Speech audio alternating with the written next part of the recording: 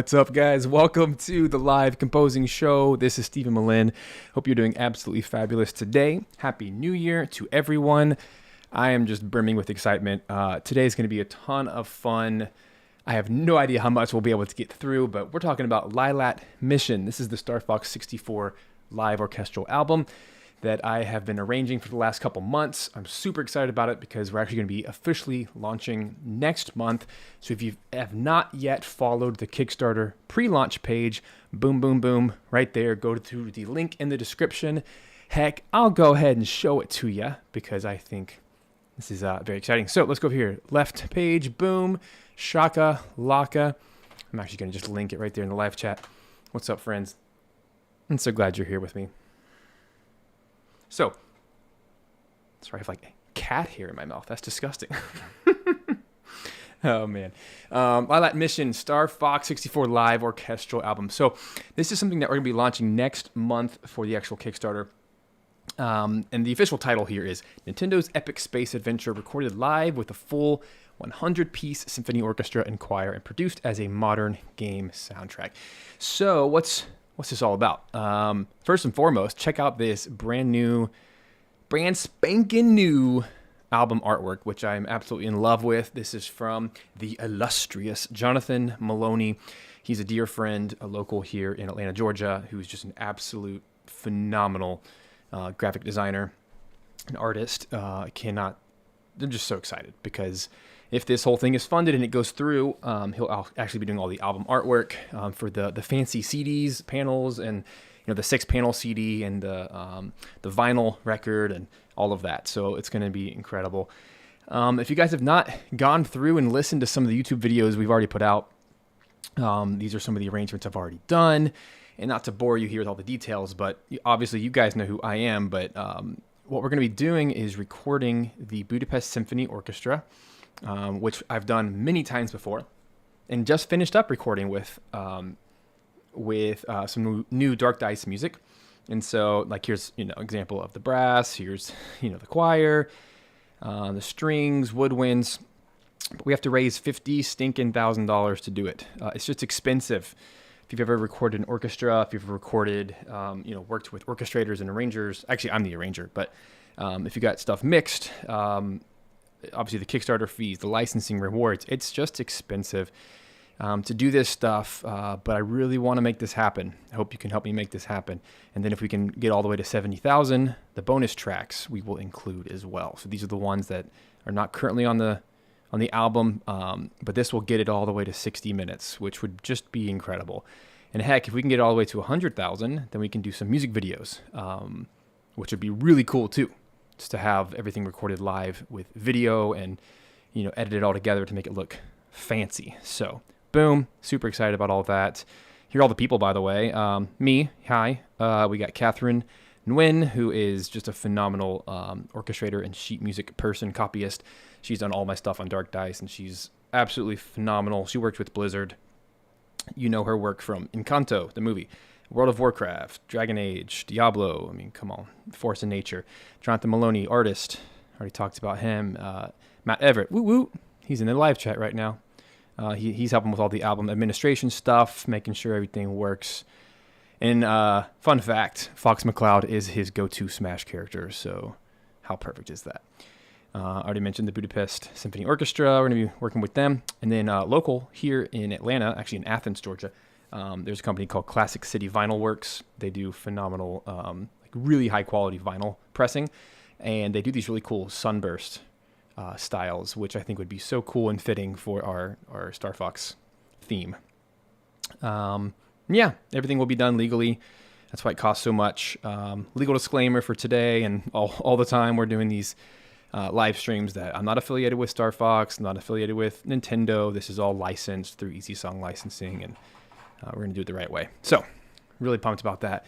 And one more little life update. I'm just so happy to be here with you guys. It's been a month since we've gotten to do a live stream like this. I always miss when I have to miss one of these streams, but kind of life update. I actually had to have emergency surgery a week ago.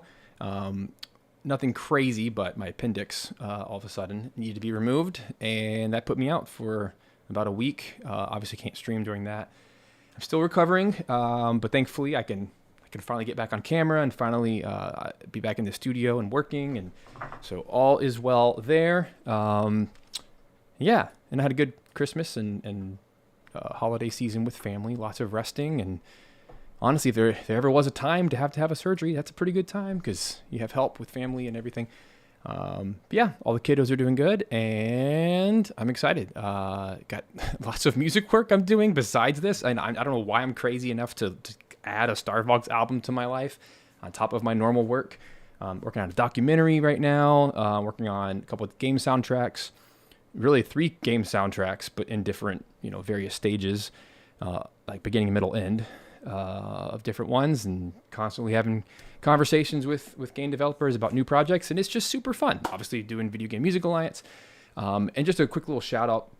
Yesterday on YouTube, I actually posted a video which walks through my 2024, so all of last year's income and business expenses, and I walked through like the dollar amounts of everything, and where the big income sources are, where the bad income sources are for me, and kind of walked through some lessons that I've learned over the years of how I can make some changes to even improve next year. And maybe that'd be a helpful video for you. So last little plug, and then I'll start writing some music. Maybe I'll just ask Matt, because he's in the chat. Can you put that in the live chat just for anyone that has not seen that yet? I'd appreciate that. But what are we doing today? Well, first of all, hi. If you couldn't tell, I'm just like jacked up today, ready to go. Haven't even had my coffee yet. Just got it. Anyway, what's up, Bailey, Jordan, Clinton? I'm not sure I've seen Clinton in one of these live chats before, so what's up, man? I'm so glad you're here. Micah, hey. Jordan, congrats on the new house, by the way. Super exciting. Glad you're all here. Who else is here? Marie, what's up? Too many things to read. Micah's brother had appendicitis as well. Yeah, it's no fun. It's no joke. Thanks so much, Matt. So yeah, check that out, guys. Matt just posted it in the live chat, the link to the video I posted yesterday. What's up, quarantine? Yeah, let's have some fun. So what are we doing today? Well, I've completed, let me jump into the Cubase / it's actually new window, but no one knows what new window is, so I have to say Cubase. What I've done, I've already completed about half of the soundtrack, so you can see the data right there. So we've done the opening theme. I haven't done the select theme or destinations, which is like the world map theme. We've done Corneria, remember that one? Medio, Sector Y, Star Wolf theme, and now we have a big chunk of tracks we haven't tackled yet. But I have it all mapped out, so it's just a matter of doing it. The next one, some of the next ones will be Fortuna / Sector Z. And I finally got smart and I pulled some gameplay footage from a PC port, which is an HD remake of Star Fox 64, and it looks so good. So that's going to be a lot of fun to arrange these two. And we'll have Katina soon, which is, oh gosh, you can't see that. Sorry, I was just so excited about my artwork. There we go. Katina, which is like the Independence Day level. I've already done some boss battles. We'll have to get to Aquas soon, which is the underwater, the submarine level. Really excited about that one. That one's pretty long. But the one I want to start off with today is Sector X. Pretty soon we'll also get to Zonas. Titania, which is like the tank level. Bulse, which is like the shield to get inside Venom. Area 6 we still got to do. Boss Battle 3, Venom, the Andros battles, credits theme. I mean, I got some work to do. So we're going to be working on this for the next couple months while the Kickstarter is going live and while we're getting funding and everything. It's just a lot of work. But thankfully, I already have all the arrangements, more or less. Well, that's not completely true. I have the original MIDI data, which is taken from the cartridge and converted into MIDI, which is pretty freaking awesome. And now I can take that data, and as you have seen me do live here, I now apply it to my instrument, which is orchestration, and arrange it and make sure it all feels good and sounds good. and we just go from there. So today, I just imported the MIDI data for sector X. Here is what it sounds like. So if I just solo that stuff, I'll have to show you right here. Here we go. It's cool to have some footage finally. So this is the actual MIDI data just applied to like piano roll.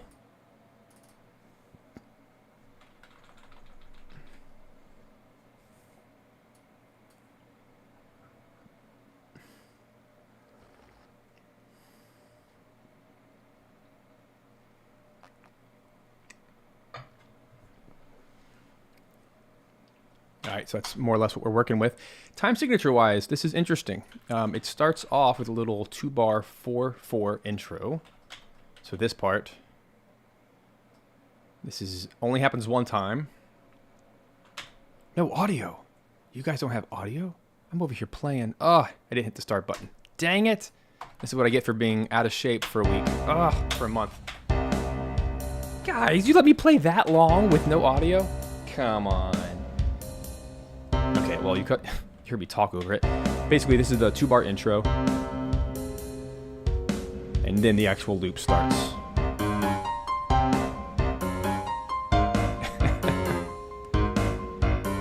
But the reason I want to show you that is because right here, it's all 4/4, and then right towards the end, it goes into a 3/4 time. 1, 2, 3, 1, 2, 3. You know, what's also interesting is watching through the gameplay clip this morning, I noticed that this level in particular, I guess this is true of most of the levels, but it's on rails, right? Which means it's actually timed. Like you can only spend so much time in this level. So this loop, curiously, really only happens 2 times. So if we were to keep watching the video, you'd notice that, you know, after about 3 minutes, boom, you're there, you're at the boss. And even if you use your break and whatever, and you take as long as you possibly can, you're still forced. You're on rails, so you're forced. Which is an interesting challenge for music because it almost poses the question, why does this loop at all? Why isn't it just a singular piece of music? But I guess for the sake of budget, for the sake of time, they made sure that it was only a 1-minute loop, and then it plays 3 times or 2.5 times. It's just kind of interesting how that works, but it never feels out of place. It's very interesting, very well done. But for our purposes, we still have to make it loop. Even with live orchestra, I'm going to make it loop. That way I can still get those 2 loops out of it. So let's start applying some stuff. So this is the orchestration side of things. So this is literally all that was inside the MIDI. It's percussion, honky-tonk, piano, electric piano, solo, solo. So I have to figure out what that means and which instruments that likely applies to. I hear some... So that's obviously snare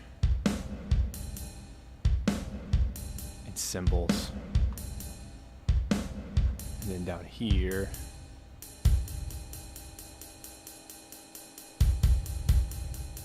yeah, that's going to be interesting. So let's take that first, just to get it out of the way. We're going to pop that into, let's start with snares.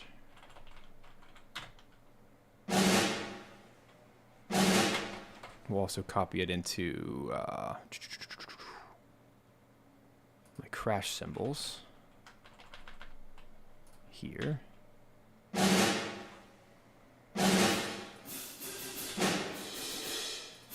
Using Musio for this because it's really good. Cineperk. So maybe we'll do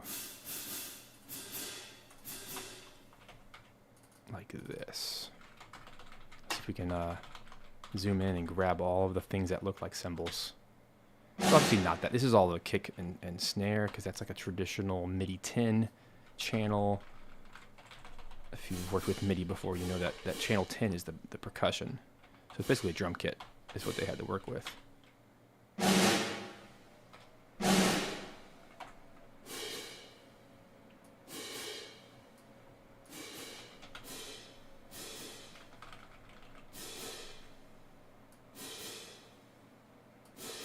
There we go. Now let's turn those into 16th notes. Make it a little bit cleaner. Even just eighth notes. There we go.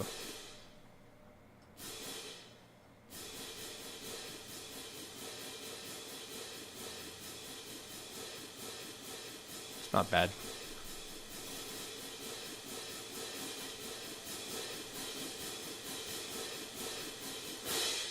Cool.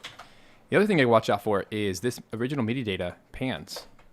It's actually baked in because back then in 64 they had to pan because nothing was stereo, right? Nothing was stereo. So now let's go to. I haven't used a kick drum or a bass drum in this entire thing, this entire arrangement yet. So I'm kind of hesitant, but maybe low toms.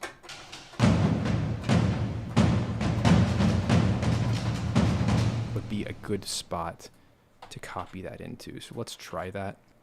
If it's a terrible idea, then we'll just have to find a bass drum, and traditional bass drum from a orchestral kit, whatever. Let's see how this feels. That's not bad. Let's go to pan, make sure it's dead centered.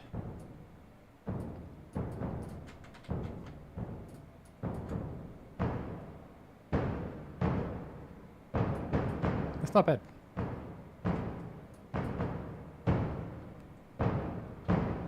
See how it feels down the line.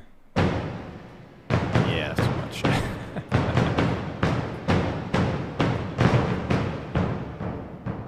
That's the 3/4 part.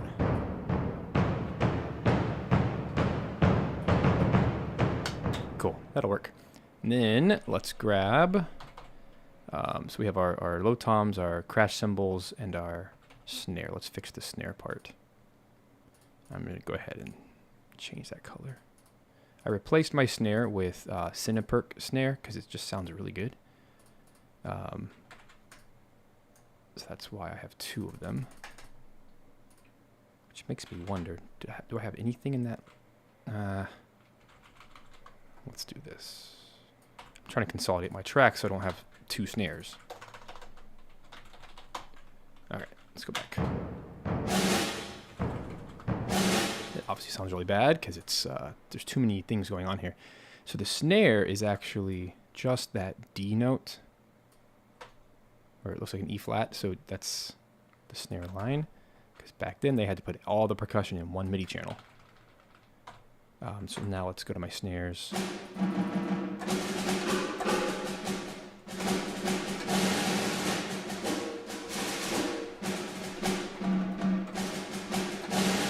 So it's C3.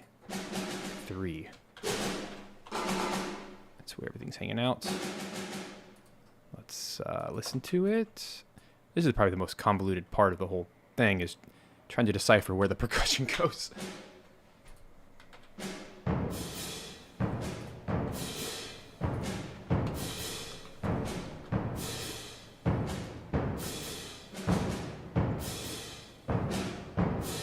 And Jordan, I'm glad to hear that you're rocking Cubase today.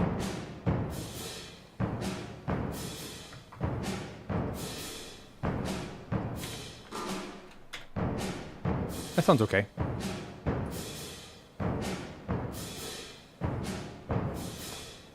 All right, now let's get on with it. Let's see what else is going on over here. So we have this line. Let's find the melody first. I love this melody. It's always been like an earworm. I've hummed this my whole life before I even learned how to write music. I just remember this. Especially when it goes up high. It's very Twilight Zone. What else does it sound like? The X-Files. Very 90s. Excuse me. So this guy, I don't remember the original. But this is the fun of it, is I get to decide, and I don't want to listen to the original right now. It's probably... I'm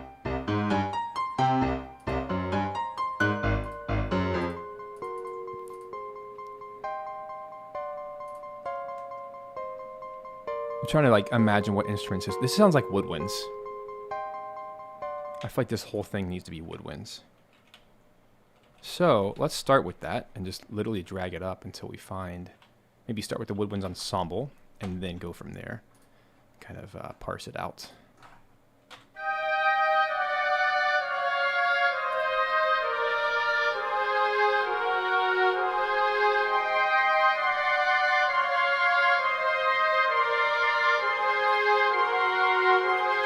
So to me, that would make a good, basically a flute line. Here. Probably double it with xylophone. So this is the orchestration side of things.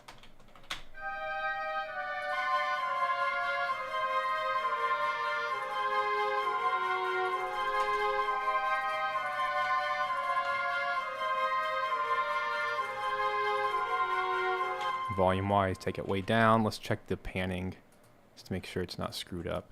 Yeah, it looks okay.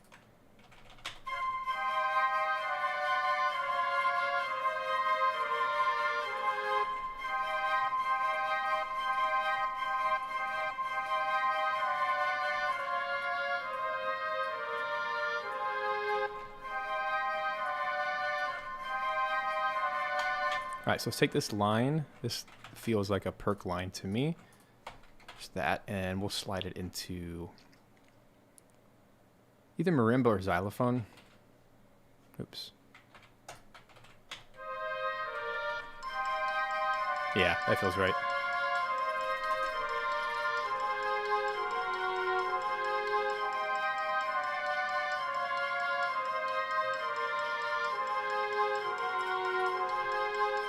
This feels very sluggish. I'm going to do a negative 50 milliseconds.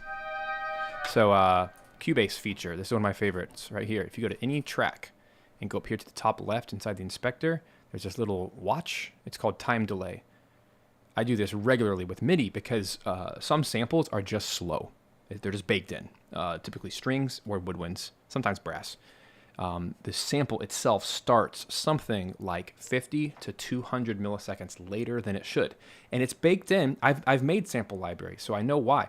It's because the attack of the string, of the bow, if you shorten it, it sounds fake and unrealistic. So they have to keep the breath of the woodwind instrument or the brass or the bow of the string. So they keep it in there, and they just expect you to figure out where the latency is, where the time delay is. So typically a good place to start is negative 50. If it's not enough, go to 100, go to 150, go to 200. And when I say that, I'm talking about negative. So negative is called track delay in milliseconds. So just that track, everything it's going to play now is going to start 50 milliseconds earlier without killing it. And the best part is it stays quantized. It just, that track knows to play early. And there it goes. Now it's in time. Okay, I like this line. The only problem is there's no breaths. So in real life, we would need to go in here to this, probably the 16th note level. Da, da, da, da, bottom. So just every 4. I'm going to take it and shorten it by an 8th note. Like that.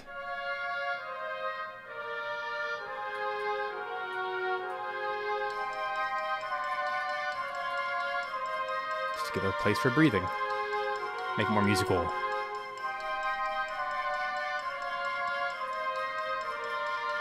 Yeah, let the brass pass out. You see how more musical it is now? This is part of arranging. Making it... Isn't that so nice?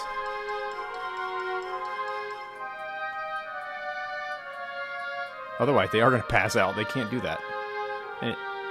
Oh, that one goes major. Cool. I wouldn't have picked up on that.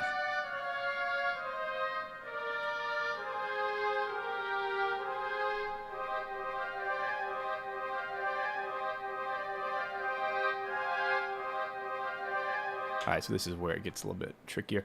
So I'm going to take all of this, maybe everything until here.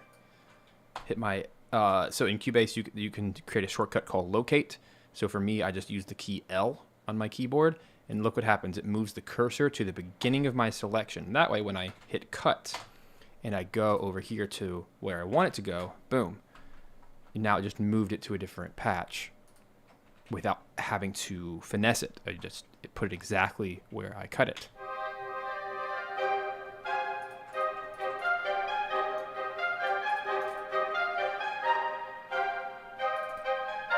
So like that, I'm going to cut it, and I'm going to move it to that patch.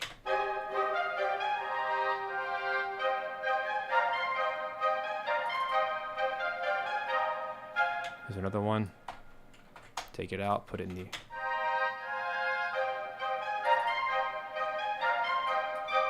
So that one got caught.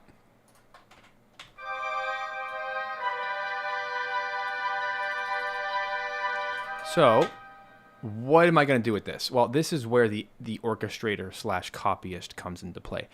By definition, I'm an arranger, which means I'm creating the initial piece of music that works by itself. Like on a production level, it's going to work when we hear it. But behind the scenes, what's actually happening is I'm just using an entire woodwind ensemble sustained patch and an entire woodwind ensemble short patch, staccato.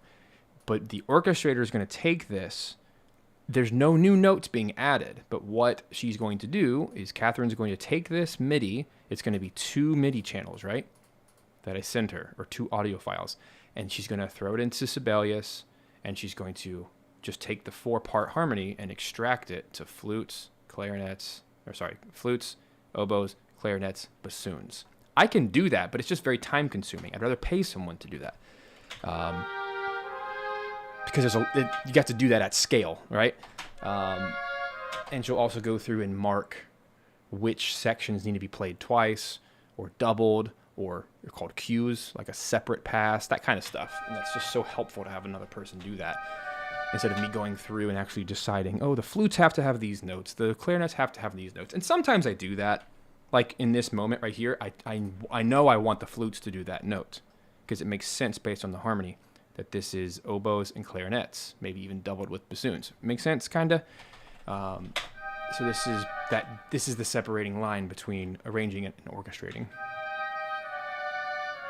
It's a blurry line, to be fair.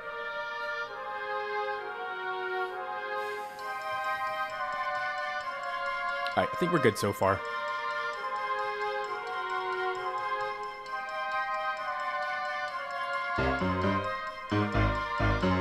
To me, that sounds like strings. I think that this whole thing is strings.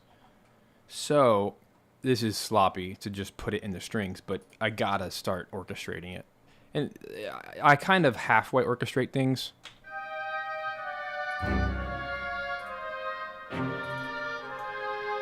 Meaning I'm more particular on strings than I am other instruments because I'm a string player, maybe that's why. But also, I feel like the difference between a cello and a violin is very, very stark. Versus woodwinds kind of sound the same. I'm not going to say that they are the same, but not everybody's going to hear the difference in an ensemble patch of woodwinds versus strings. You typically will. Anyway, so that for sure needs to be low strings. So I'll just go ahead and put it in here.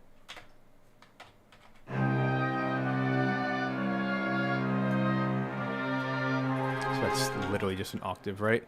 So the original only has those.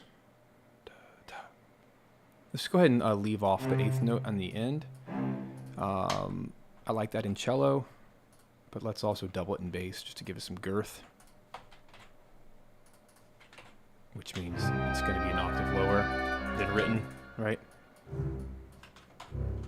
Low C. Just gives it more grit.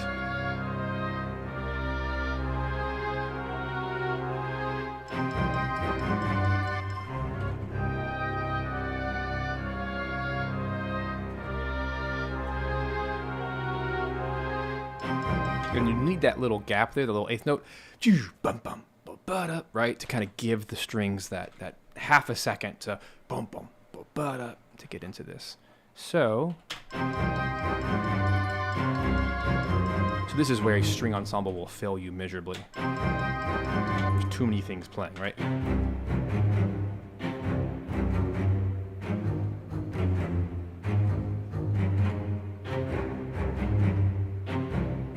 How low is that? So that's low. Oh, that's cool. So yeah, cello. Cellos can't go that low. So this is where it gets really deceptive. So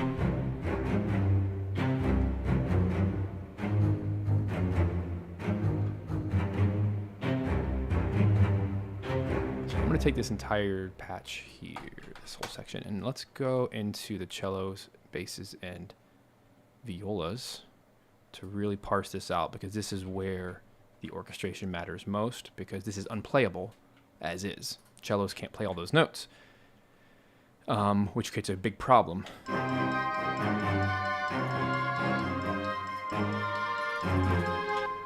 All right, cellos, all of this stuff I'm using, if I'm not mistaken, this is all Tokyo. Oh, no, it's not. So my short strings are 8-dio Adagietto, the cheapest, oldest patch that I have, and I use it religiously every day.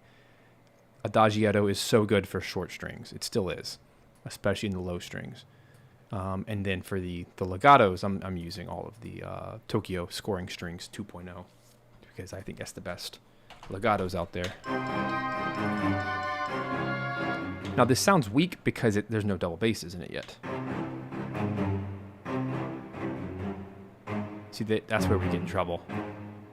See, this is the difference, because the original composers, which was Koji Kondo-san and Hajime Wakai-san, so this is a Wakai track for sure, because this sounds nothing like Koji Kondo. These gentlemen they did a phenomenal job. I refuse to bash them. But you have to realize the context. They wrote for the Nintendo 64 sound chip, which all they had to work with was a string patch. That's it. So everything strings was one singular patch. And so they could literally play any note on the keyboard and it would come through. So what we're dealing with now in orchestration is this was not written for a live ensemble. It wasn't, because this is an unplayable line. Cellos can't play it. Basses can play it, but it's going to sound awkward because it's halfway. It's like halfway splits through both of the ranges. And it's too low for violas to play.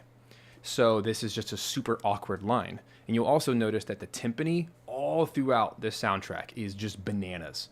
Nobuo Uematsu-san also did the same thing with the Final Fantasy series. He just played whatever the heck he wanted on a keyboard and called it timpani because it sounded cool. But it's unplayable because timpanis have 4 kettle drums. They don't, and you can change pitch, sort of. You know, you can retune it during your rests, but you can't just go boom, boom, like you can't play it like a keyboard. So this is what we're dealing with, and this is why I want this soundtrack to be played live, because it just deserves it. But we have to do a little bit of creative, whatever you call it, liberty and creative liberty. We have to extend, because this is unplayable by the instruments that we have. So I got to figure this out. So cellos can play the first 2 bars, but they can't play this part, see? It's missing notes. And they're not going to detune their instruments, right?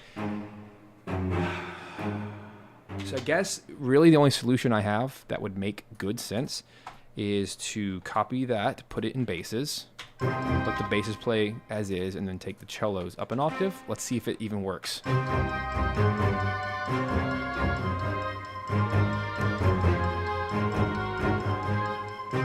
So that's not a solution. So instead, what I'm going to have to do is double this with the tuba and probably the bass trombones. That's kind of my only out.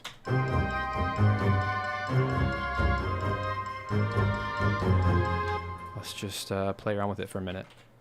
Let's see if we can get these to sound good. So I'm going to just solo those 2. Oops, this is off. There we go. Let's see if I just solo these guys.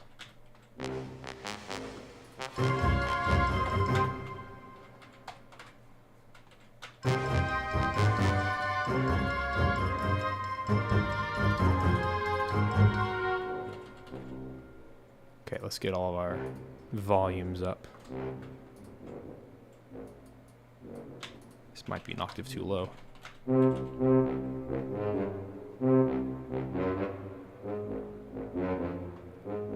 That's a good idea, actually, Colton. Yeah, bassoons. That's really smart. That's a really good bassoon line. Thank you for suggesting that. I agree. So let's take bassoons, which are not doing anything because we've already established that this is clarinets and oboes.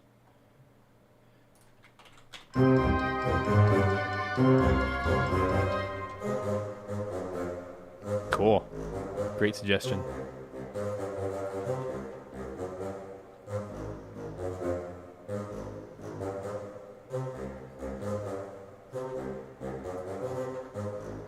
I like that a lot, actually. That's cool. We may not need bass trombone. It might just get in the way. Let's find out. Well, they're not doing anything else, so... It's literally one person.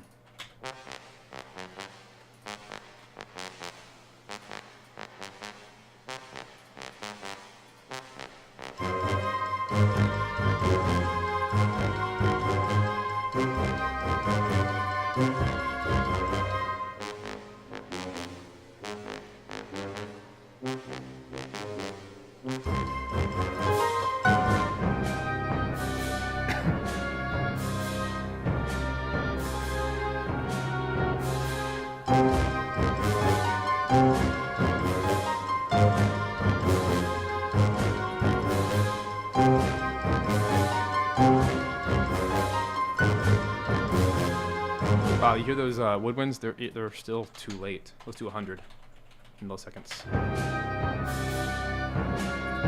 80.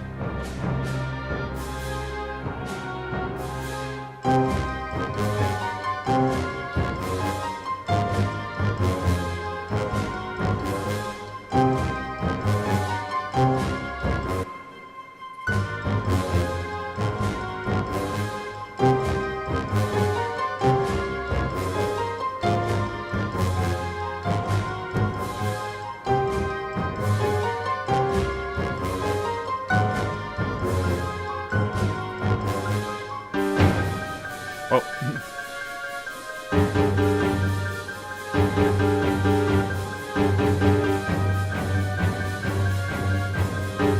Well, that's cool. I like that a lot. What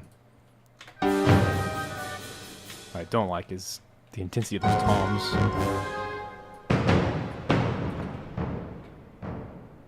Gotta find a sweet spot.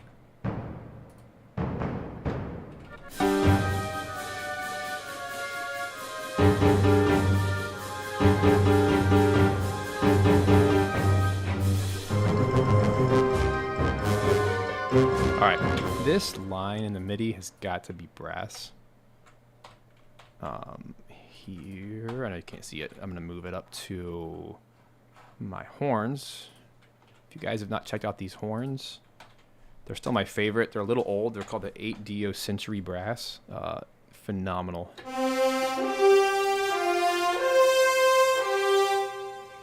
Mm-hmm. So good.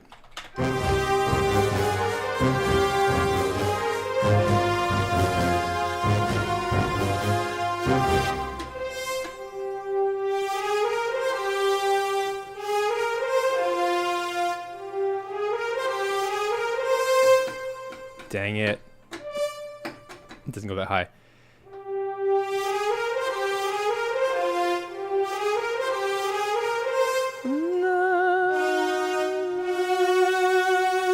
So what I'll do is, that's going to be a trumpet line, but let's go ahead and play it in because the MIDI just sucks without the mod wheel, without the breaths.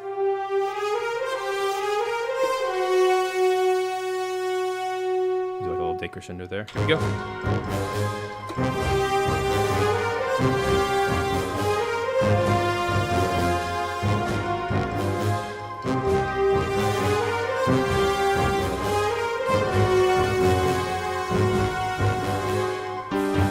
Cool. Let's quantize all that.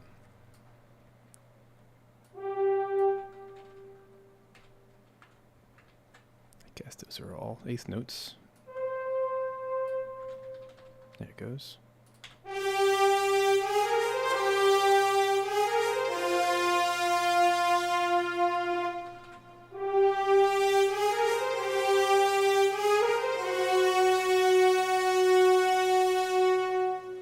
Okay, and now let's double that in trumpets.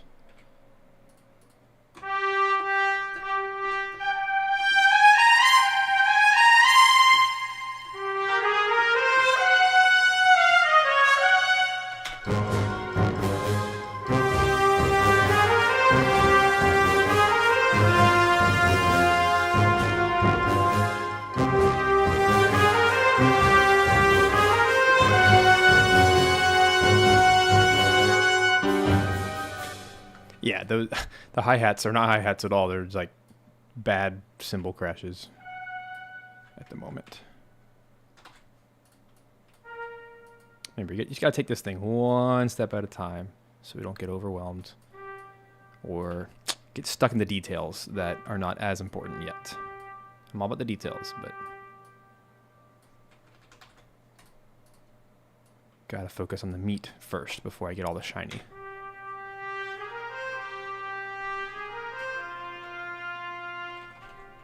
Let's get some volume.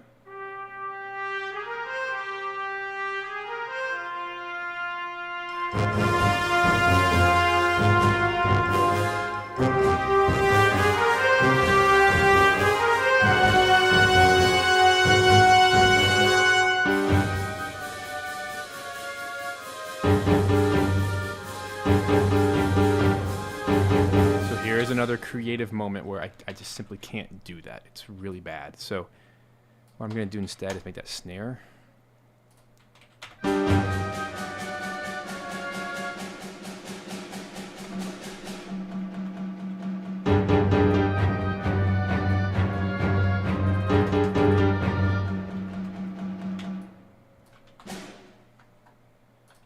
Honestly, I'm just going to play it in. It's just so bad right now. All right.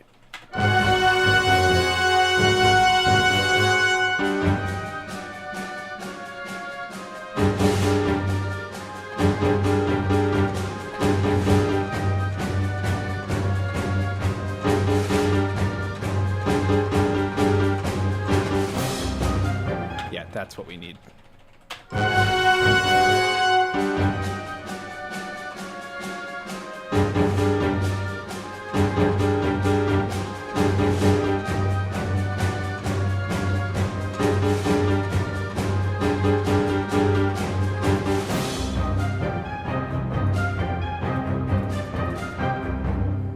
There we go, it helps. Especially these little snare rolls.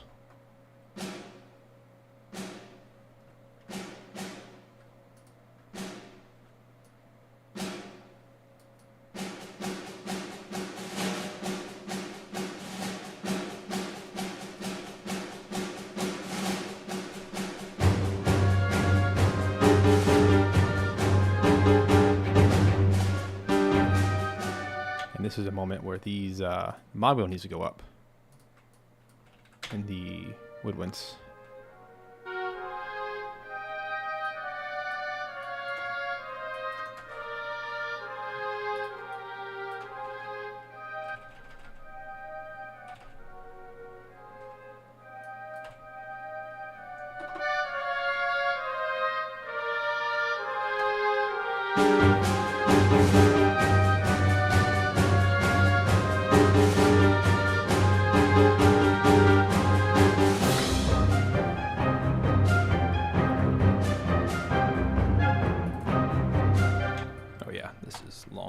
This part. I like the hemiolas. 1, 2, 3, 1, 2, 3. Right here, we're gonna get these main volume and modulation under control. Just a bit more for all of this.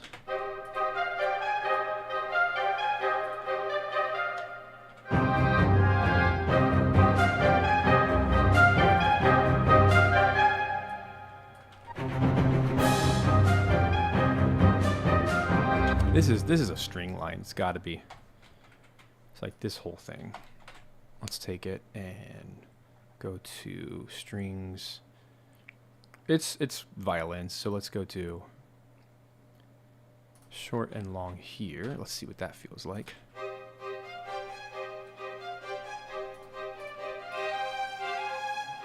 Okay, fine. We'll just do it here.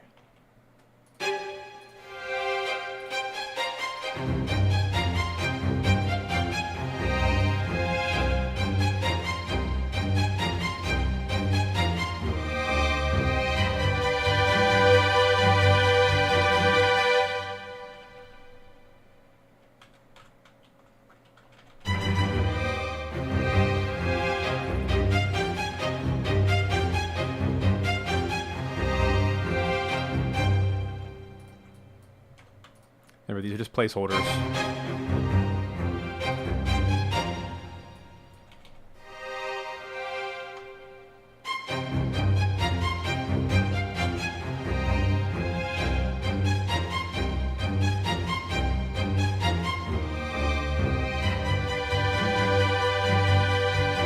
Alright, let's find a home for these unused MIDI tracks. So this idea down here, this feels like brass to me. So I'm going to just start popping this into some brass. Let's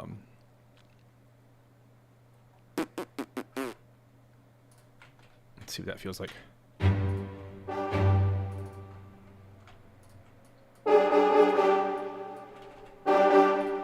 Mama.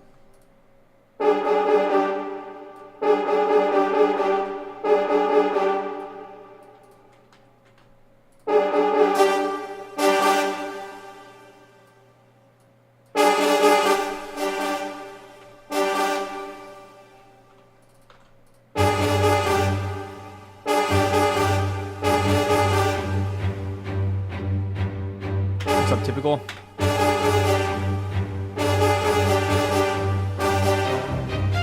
This stuff here, these are all low, so this should be trombones and tuba down here. So let's start with that and try to get some. I'm going to get rid of the bass trombone so that we have all of our trombones ready for this section. So here, right now it's just fifths, I think. Yeah, that's very typical. So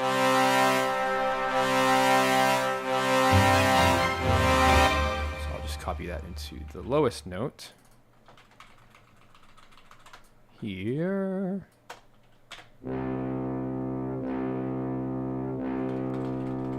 Since this is all 3/4 time now, bum, bum, bum, bum.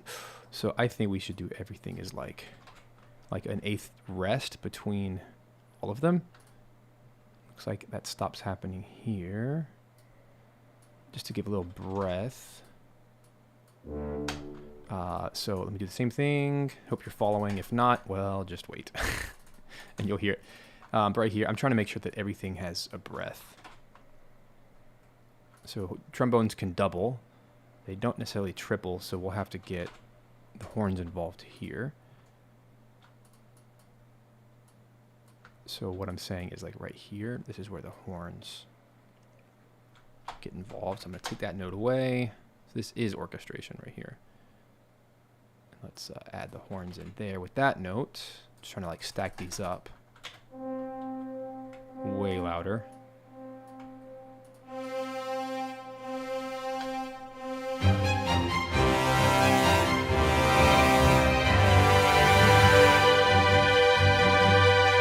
Oh, interesting. Okay. Let's go to the end, make sure this is long enough.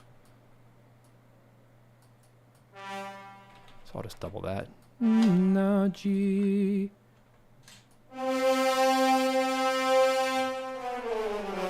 G. We're getting it, guys. We're getting it.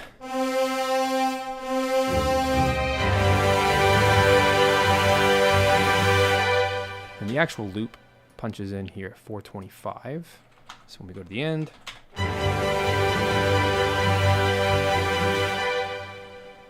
oh, I guess brass is not playing there. Oh, tuba is.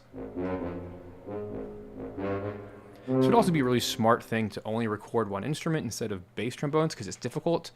That way in the live session, if the tuba just absolutely butchers this, then I could, you know, do some creative audio warping as a solo take to like make it fit later. But if two instruments are bad, we're screwed.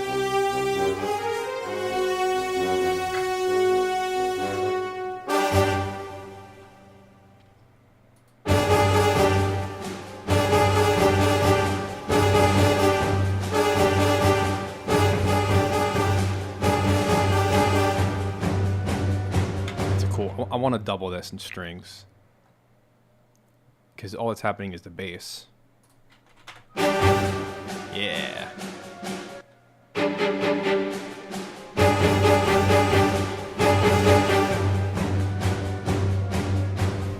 Thanks so much, Sarah.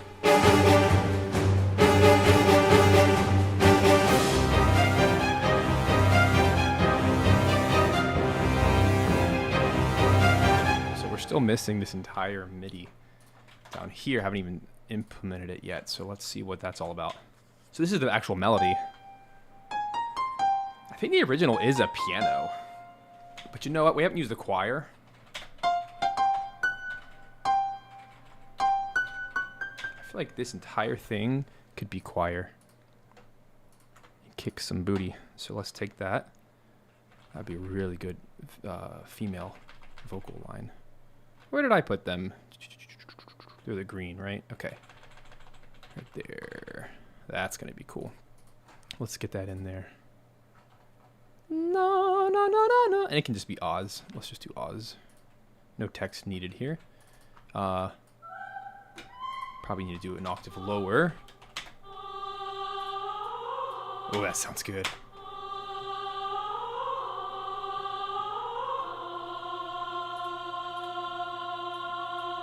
Give him some breath.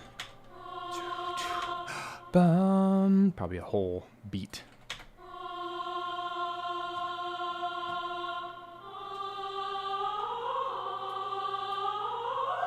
Oh, yeah.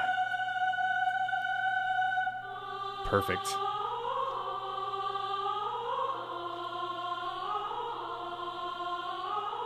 So here I gotta be careful with breathing.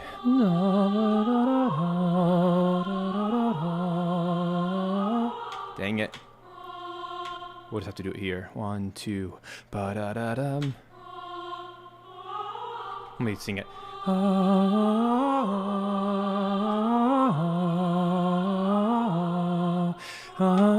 They can do it.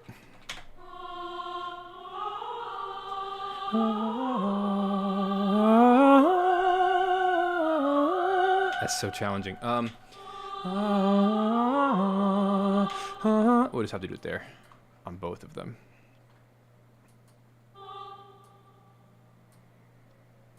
Let me try it again.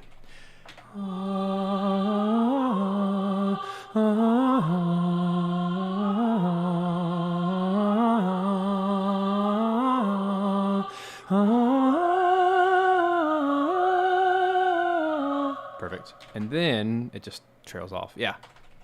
Cool. That'll sound nice all together.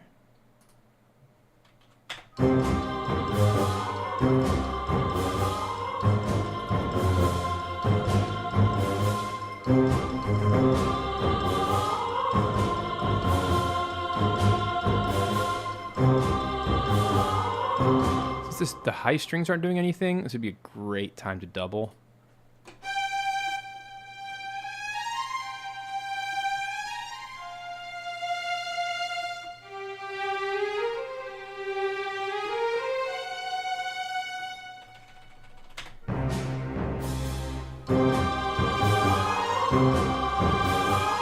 So let's not start with violin 1. We'll start with violas and violin 2.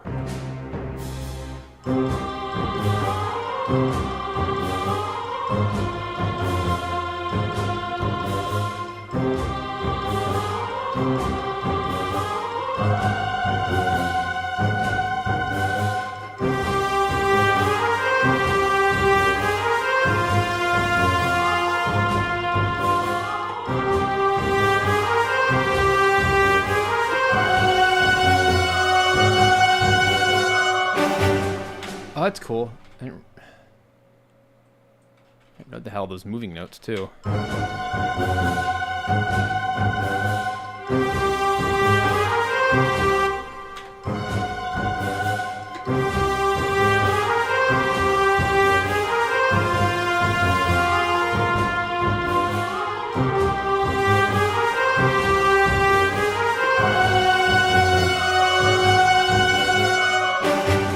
I don't think everyone has to do it, but I like the vocals doing it.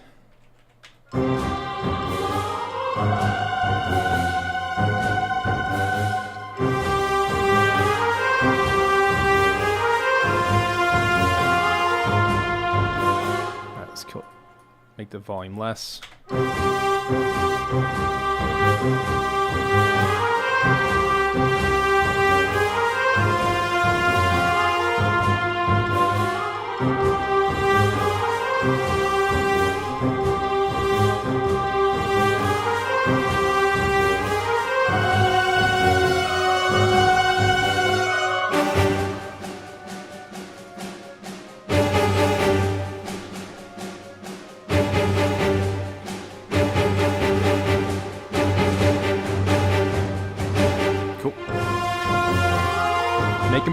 Making progress. I'm trying to get the strings to work well with the string melody with the vocal melody.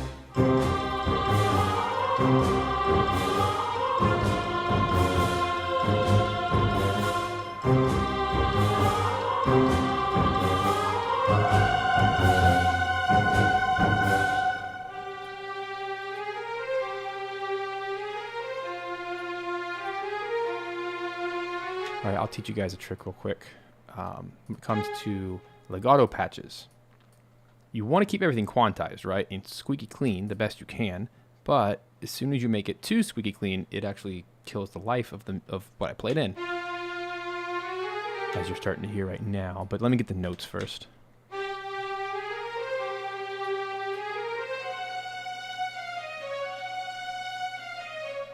So let's keep it all quantized first. Let me show you the whole screen, so you can see my little MIDI data, my automation at the bottom. So we want to respect the breaths. So it's the same as the vocals.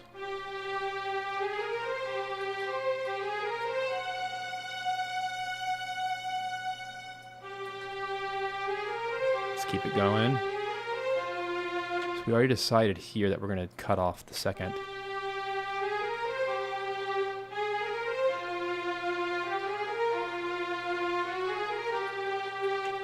It's a flat, right? Yeah.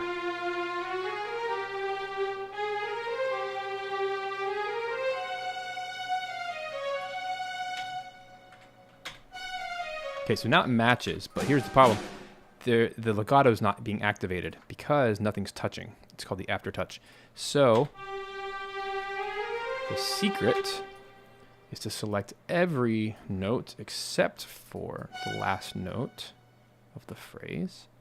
What we do is we manually extend every note to be slightly longer so that every note has a legato note to touch, like that. Again, the only exception is you don't want the end of your phrase to be extended like there or here. So I'm going to clean those up so that they're not. What that does is it creates the legato, it triggers the legato programming to connect all the notes. So now it's way smoother.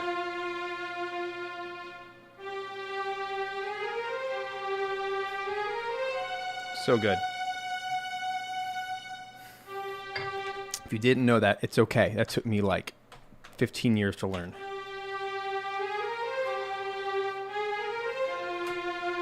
Oh, here's another exception, because wherever you create a breath is where you don't want it to extend.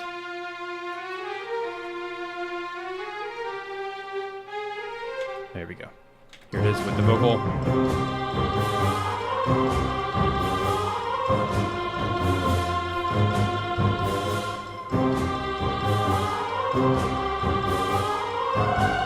And now I'm just going to copy and paste the violin 2 into violin 1, but we're going to go up an octave for more drama. And let's go ahead and fix the volume.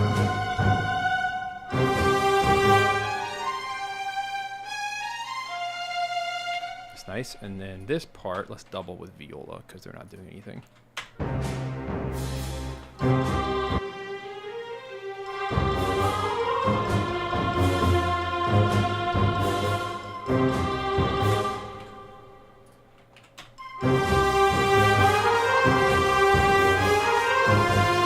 Actually, the cello might do well to double this because they're not doing anything either. I thought they were, but they're not. Let's see how it feels. They can do that just fine. It'll sound very lovely. We gotta turn up their volume. Their mod wheel, I should say.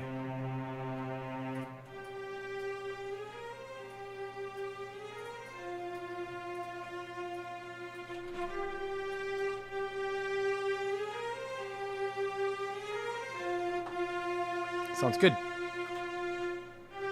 So now we have viola, cello, and violin 2 all doing it at the same time. It's nice. And now violin 1's added.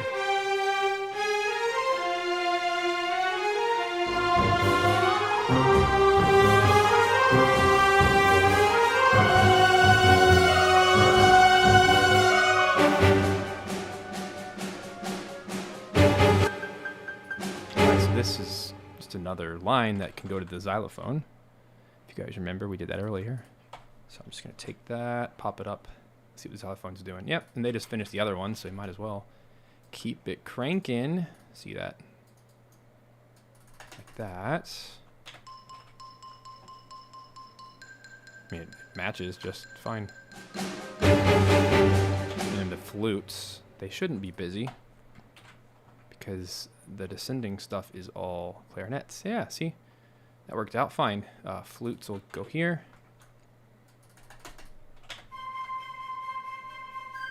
And this, they just have to stutter breathe.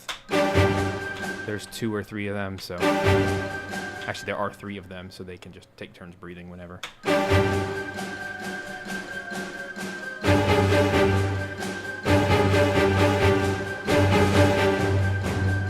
So, because we do, in fact, know where this is going, to avoid any confusion later, because you wouldn't want flutes playing this, let's just go ahead and put this exactly where we know it's supposed to go. It's supposed to go in... oboes and clarinets. We've already decided that. So oboes are the top line. Quick way of doing that in Cubase is to select a note and then hit the left or right key to touch the bottoms only, like this. And then I can just go to town and only delete the bottom half.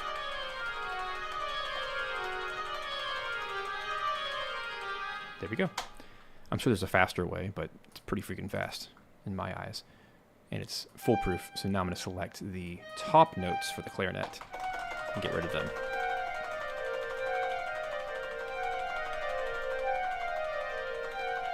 The thing with Cubase and Nuendo is you can actually create your own functions inside this incredible utility called, over here, let me find it right here, the Project Logical Editor. And you can create your own if-then statements.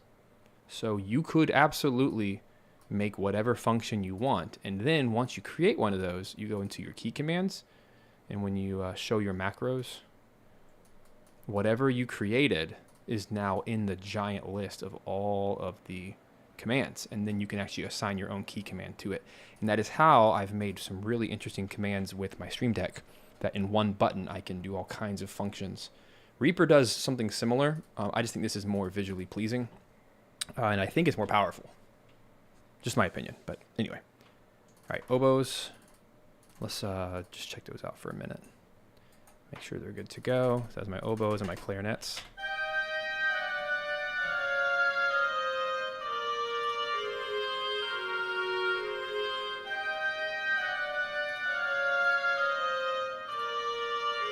I think what's happening is these patches, their mod is too high.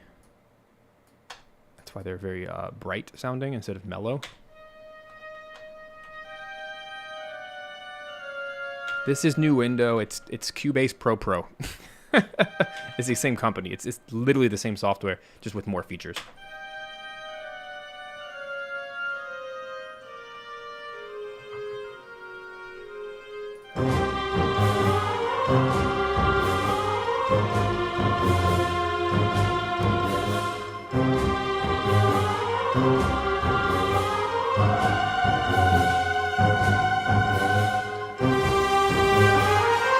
Cool, we now have everything in, with the exception of we do not have this line.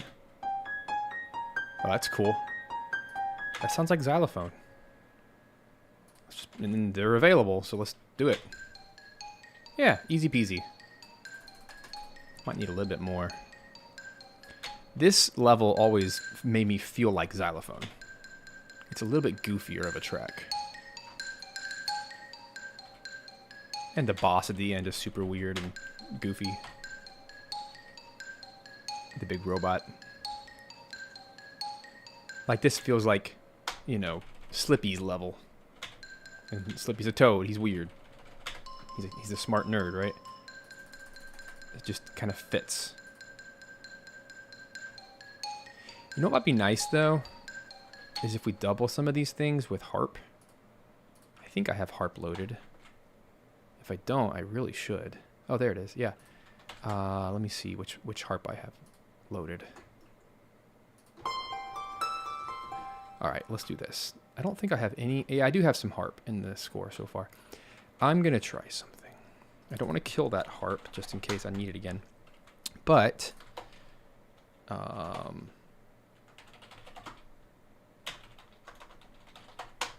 want to show you guys a secret project I've been working on. It's not for sale, so don't ask. I built my own contact instrument last month, and I've been using it on everything, and it is phenomenal. Let me find it. I made it for Dark Dice. It was an out of pocket expense. I was like, I have to have this.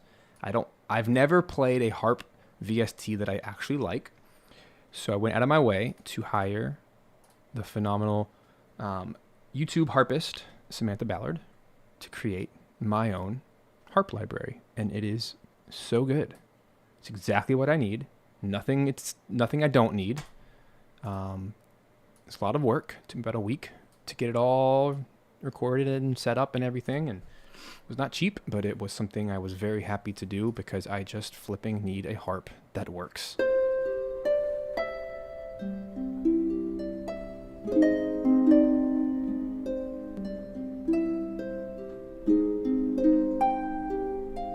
I need an orchestral harp that has all the dynamics I need.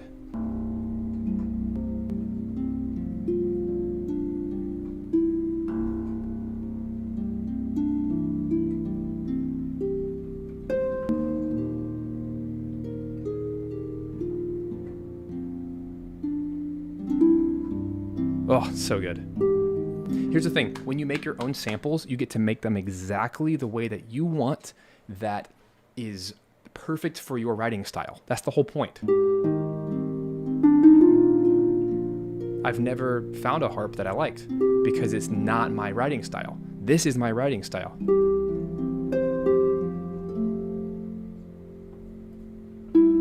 Oh, come on. Let's do it. Let's do the thing. That's so freaking good. Like, it's flawless. And when I played it for my client, he said, "Oh my gosh, is that Zelda from like the 25th anniversary album?" He's like, "That literally sounds exactly like it." Like, nope. I just did this little side project. Made my own.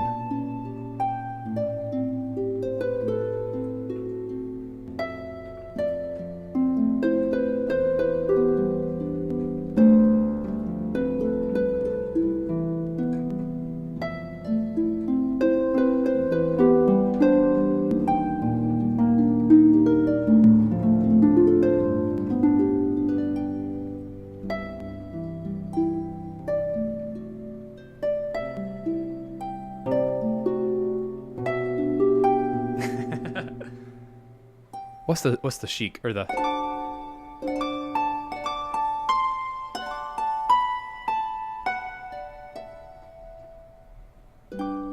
Oh gosh, I gotta figure this out. And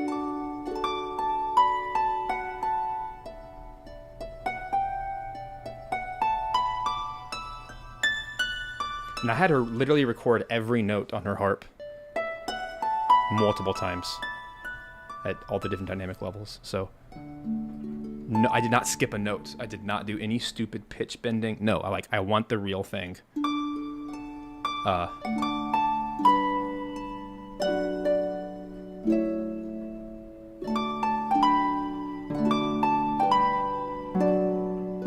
There it is.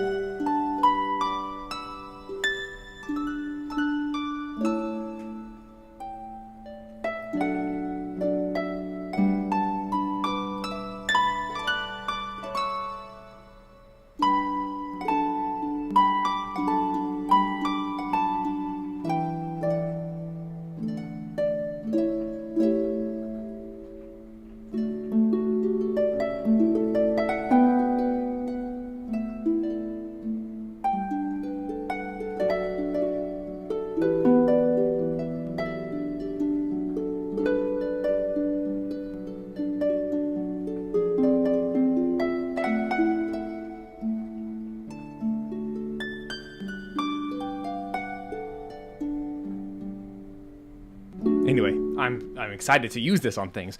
So what I was thinking was, for this, did I already copy it? This thing. Why the heck not? That'd be really cool on harp.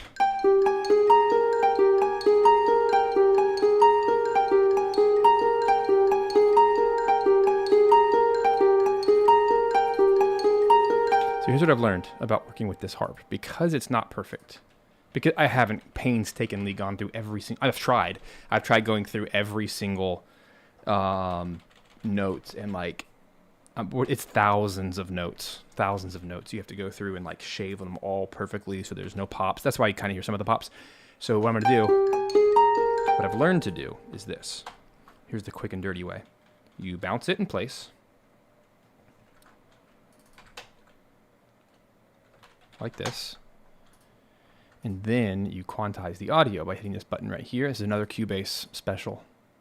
Pro Tools can do this as well. I'm sure Logic can do it, but there, now I just quantize the audio, now it's perfect.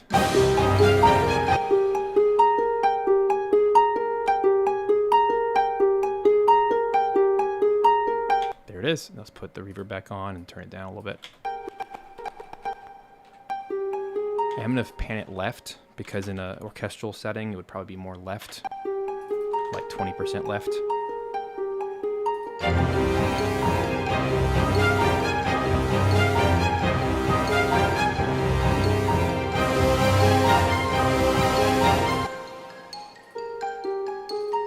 I'm actually going to pan my xylophone right 20%. It's also too quiet. Cool.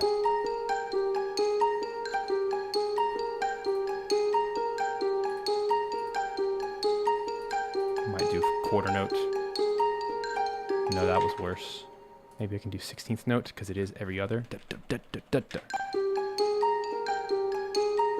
Nah, 8th note was best. It's not perfect, and but it's musical. That's why I like it.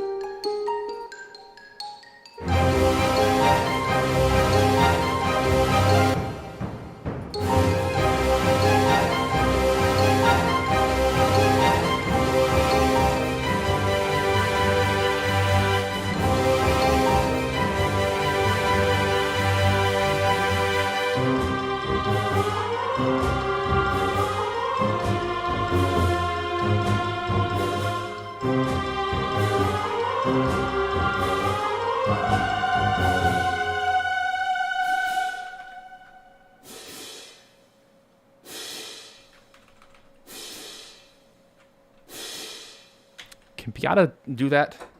Can they go ch-ch? I mean, surely they can. Never tried. Yeah, they can do that. 8th notes. Ch-ch.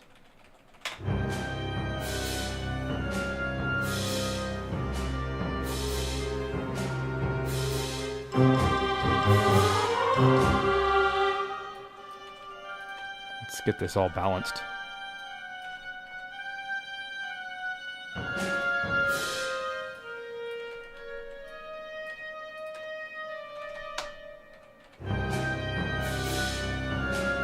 Hey, thanks, Trash Monkey.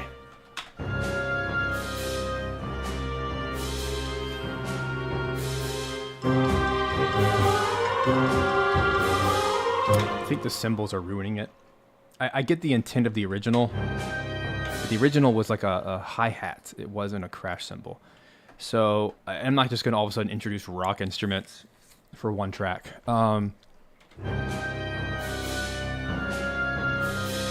It just doesn't work. I'm wondering if I should just take like that. Yeah, let's just try that. Instead of the doubles, let's extend it like this. Let's give it a little bit more sizzle. Let's just do normal cymbals, but turn it down.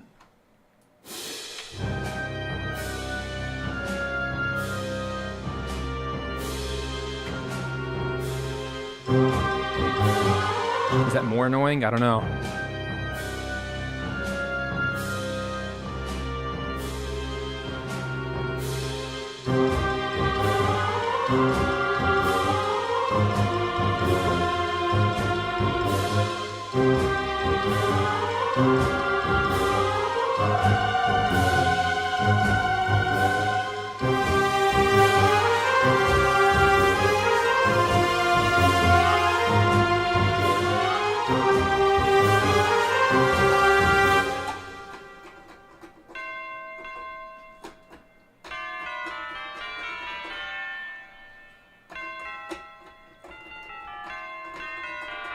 Let's get some tubular bells up in here. What the heck key are we in? G Phrygian.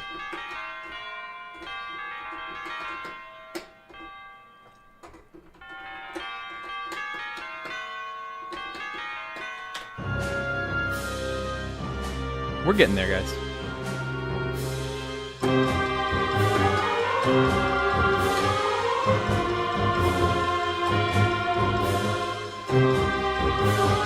I'll save it.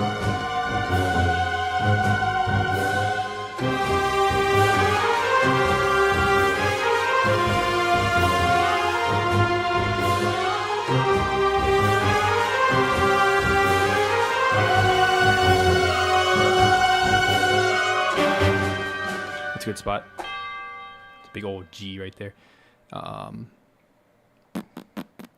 Where'd it go? There. Can't even see it. There it is. Like having that G hanging out there. So the thing about this particular patch from Musio, which is Cineperk, love it, by the way. Check it out. You guys can go grab Musio for free, by the way, for like a 14-day trial, something like that. And if you are a VGMA Pro member, you guys get it dirt cheap. What you doing? If you need some good samples, Musio is killing it right now. There it goes. That sounds so much clearer. These samples are very short. The release time is short. If you let go, it like chops off real fast. So you gotta like extend the MIDI note if you want a longer, boom, like a slower attack. It's so loud now.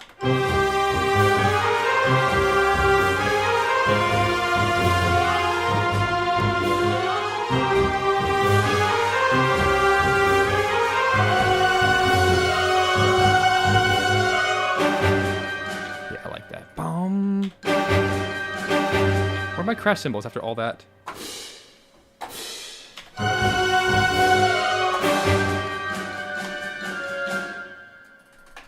So let's make that a more powerful one.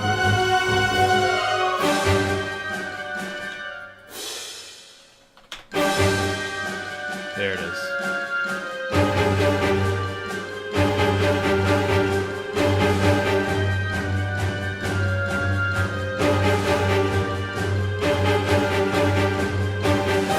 Alright, so we gotta orchestrate this for a second. These strings are just out of control. Sounds cool. All I'm going to do is, this is a very clear violin 1, violin 2, viola line. So all you have to do is, like before, find the second. Actually, I can just do it with my mouse much faster. See? Boom. Just take out the middle and the bottom. And then we go to the violin 2, take out the top. You can see that, right? Yeah. Take out the bottom. Now we have the violin 2 part, and then go to the viola. Take out the top and the middle. There we go. And then merge them all together so that the track titles and stuff stay the same. And there we go.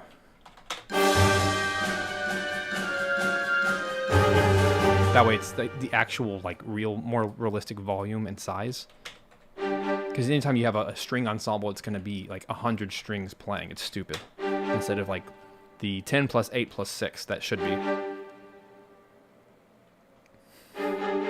Now it's much tamer.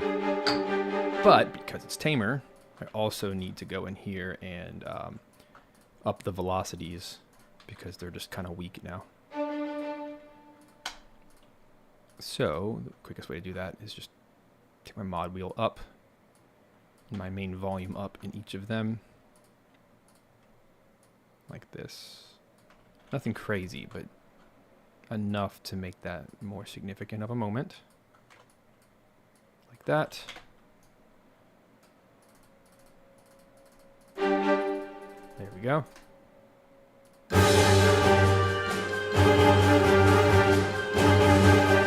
That feels balanced.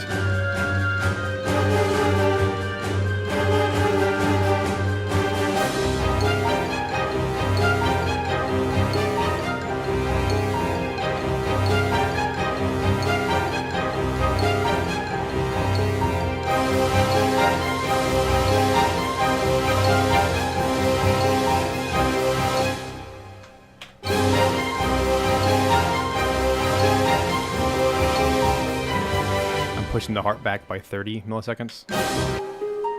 There it goes. And the xylophone needs to be 30. Oh gosh, they're doing the opposite. Maybe 10. Let's put those together again.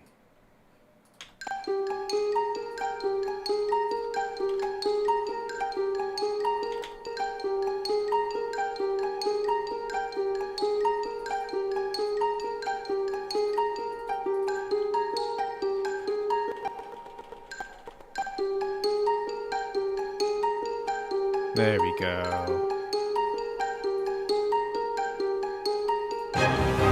No, Sector X is not my favorite level. It's a good one, though.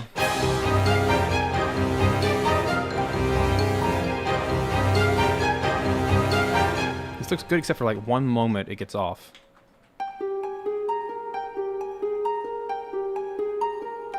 There. Easy fix, though. Watch this. This is another Cubase special. Jordan, freaking make the switch. It's just worth it. It is just the best. Let me find the spot. There. See how it's off? Turn my grid off. Chop that. Chop that. Chop that. Let's actually just do a little bit like there. And then all I have to do, if you hold down your mouse, you can go to Sizing Applies Time Stretch. Turn your grid back on. Let's put it on quarter notes. And then boom, watch the magic happen. Boom, shaka. Actually, that should stay there. Align that, and then you can use tiny crossfades with this little tool right here. Turn your grid off when you're doing them, and then watch. Just do like the. Let me just zoom in so you can see it. The world's tiniest crossfade. Hit X, hit X, hit X, and now that should just be perfection.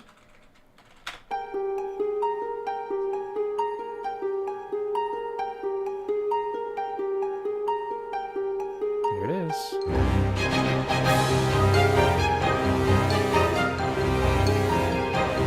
If anything, it was too early now. Yeah. Okay, so you see how that changed there too. So also an easy fix. Do the same thing.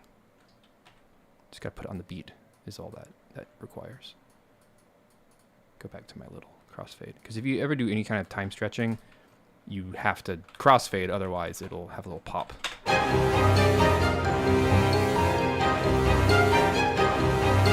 There, it's fixed.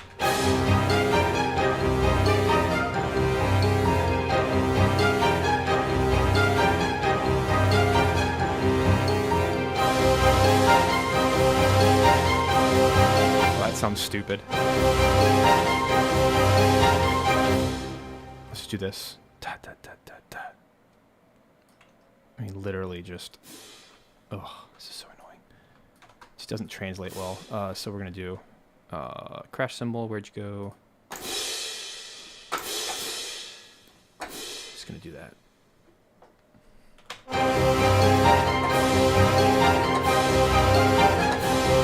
I'll start with the horns.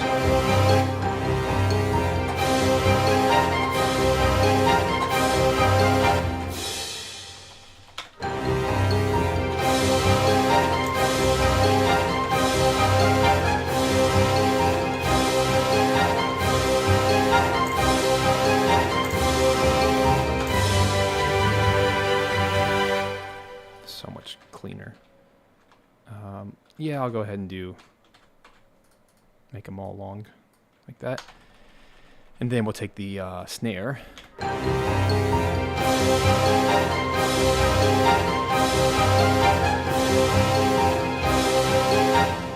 I'll just turn down the crash because those are really loud.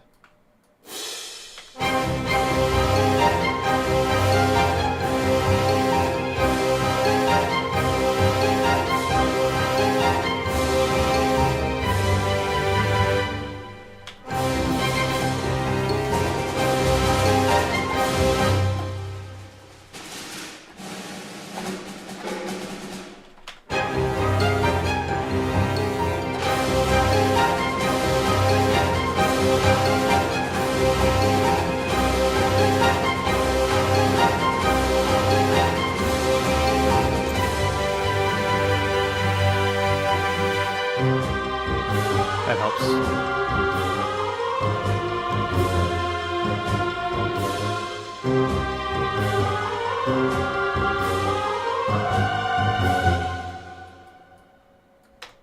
right, let's get all that in. Let's do 16th note quantizing, but let me make sure that the first note's even on. There we go. What's up, Zach? Get this cleaned up.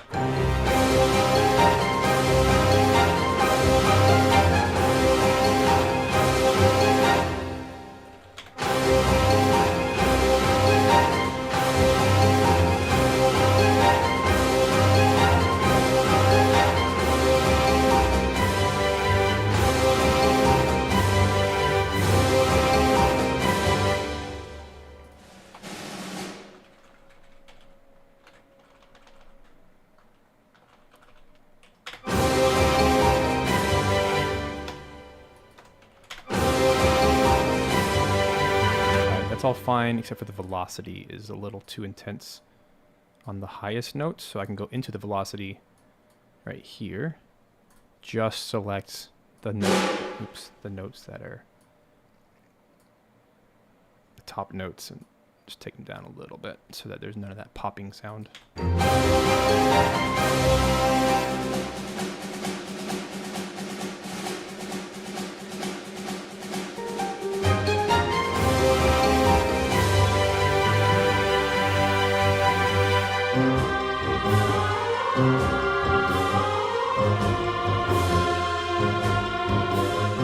Interesting is now the low notes are too intense, so in real life it wouldn't be. Let's take the volume down.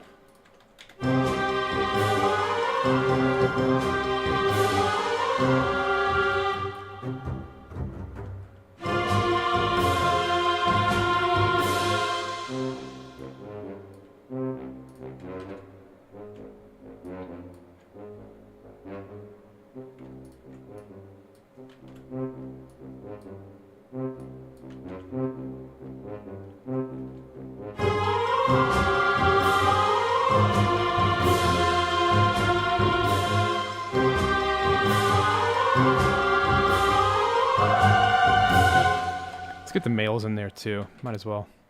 No. It's an octave lower. Should work.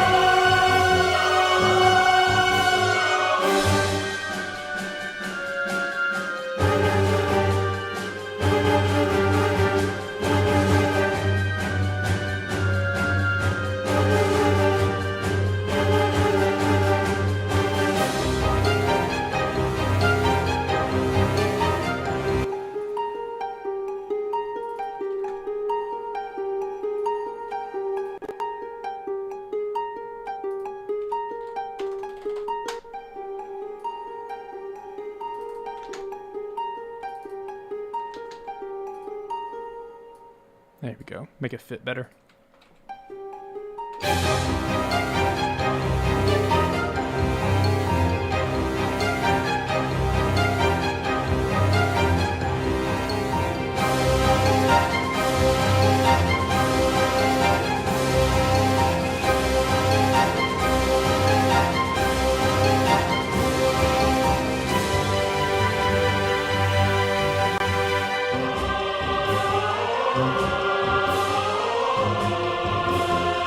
It's really close, guys.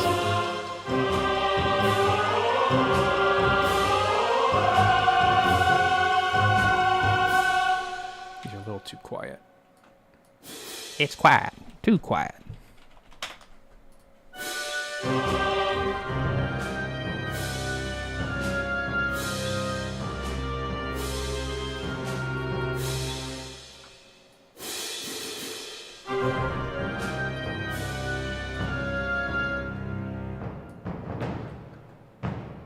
There we go.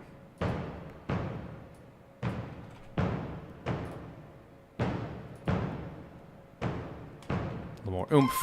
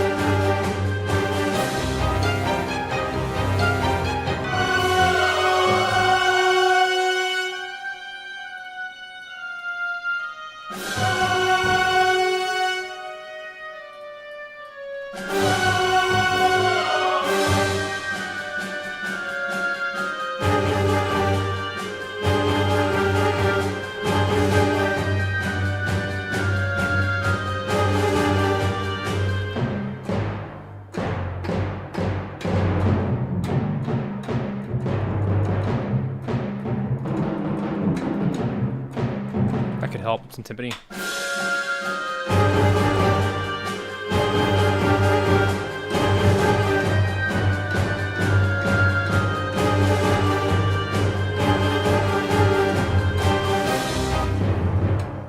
Where's my roll?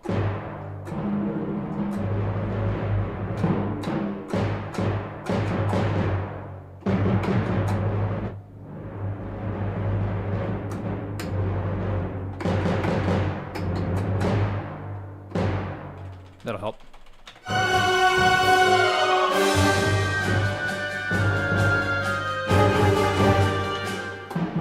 What the heck notes are those?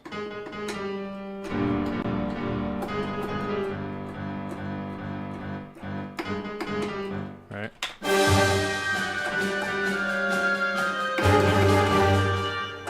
I guess it's a pedal G the whole time.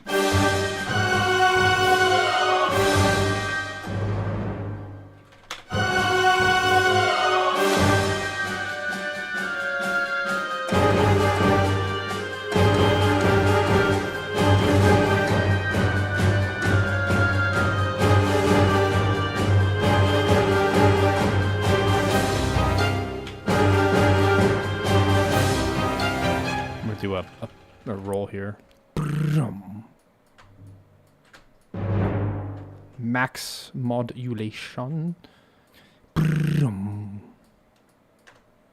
That's cool. I like that addition. Just nice chunky fatness at the bottom.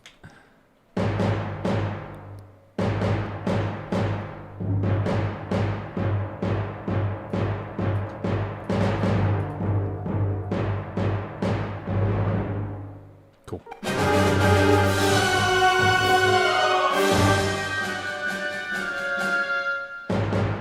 It's a little extreme. It's too much.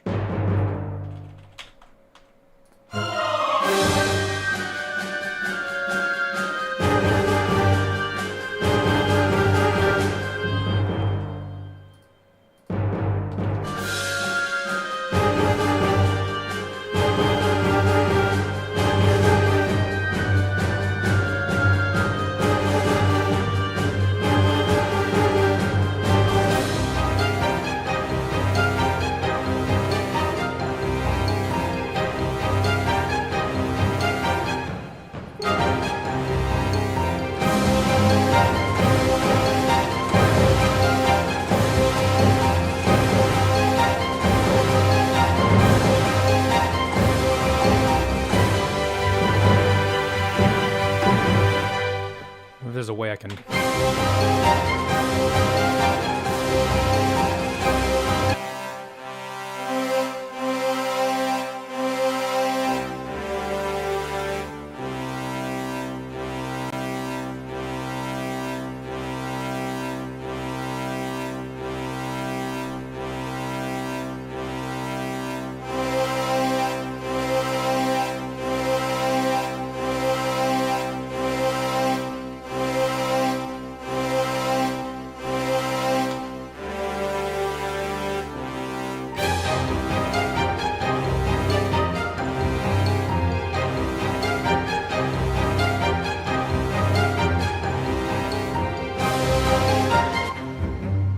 that's a good timpani line.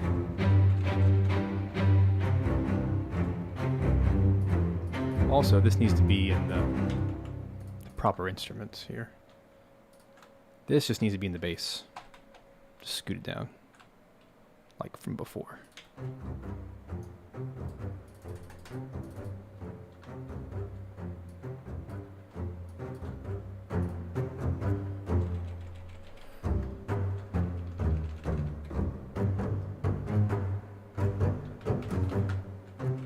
Cool. That actually should be, now that I think about it, that should be the tuba line, not this. Oops, I went to the wrong spot. What was it? Is it strings, double bass here at the end. That little guy just needs to be doubled with the tuba instead of this. That's kind of pointless. Let's see how it sounds.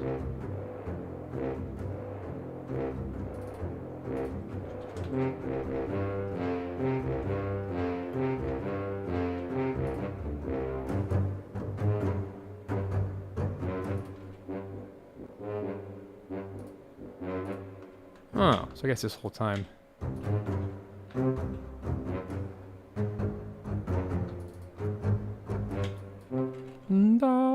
Just a C3.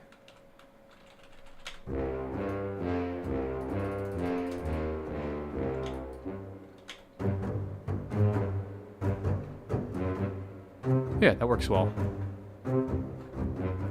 But what we discovered earlier was that this the tuba, all of these notes need to be slightly shorter for that patch.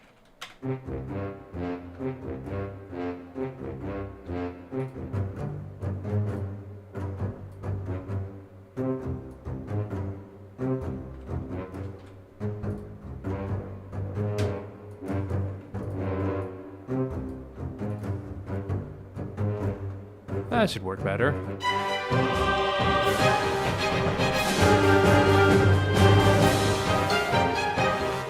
This would be a cool timpani line, is what I was trying to say earlier.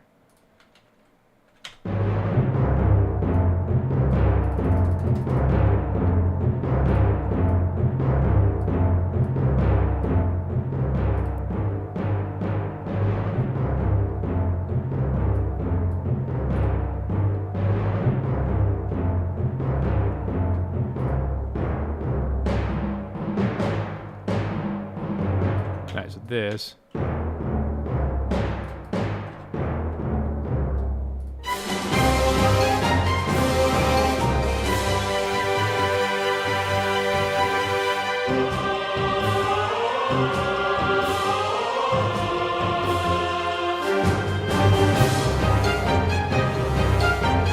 That's cool. It's just too loud.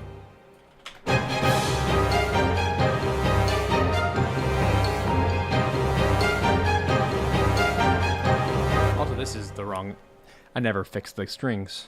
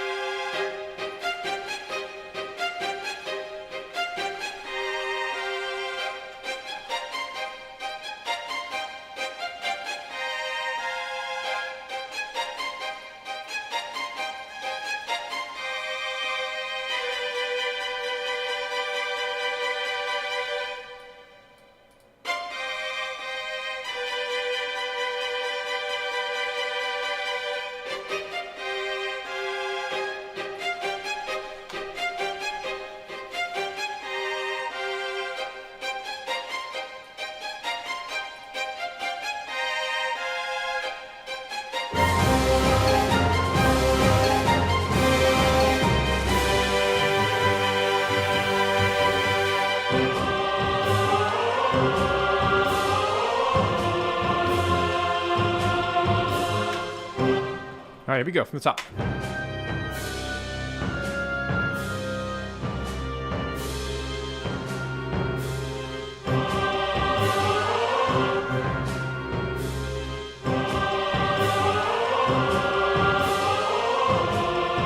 What else can I do besides a crash? Maybe a gong? We haven't done any gongs. Let me import a gong from a trusted source.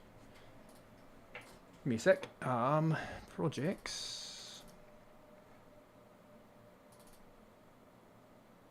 There's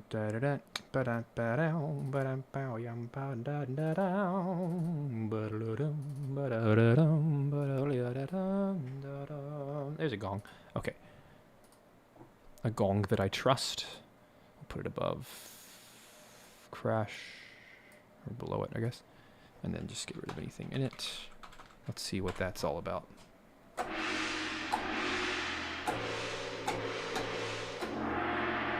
That'd be nice.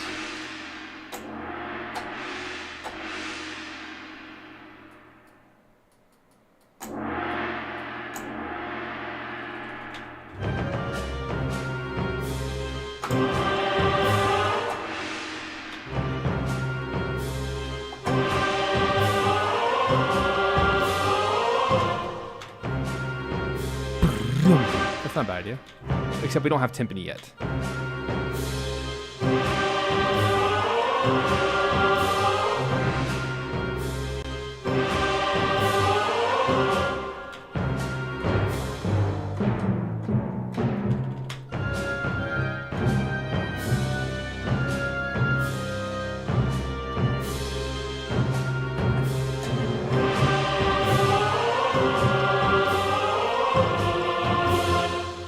Double this in timpani.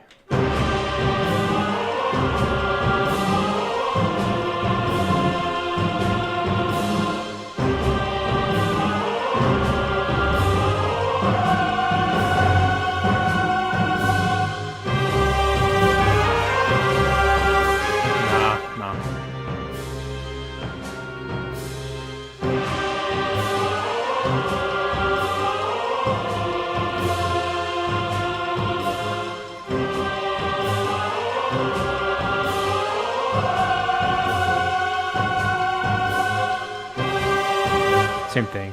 Let's get a gong in there. I feel like that's going to be my go-to since my crash cymbal is taken.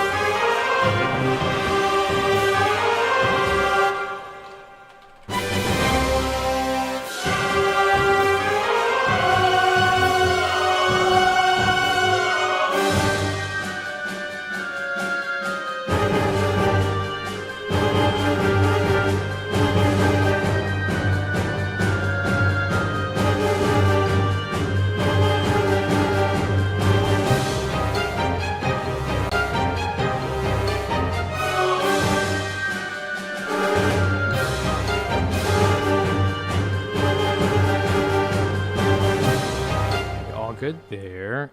Tubular bells need something.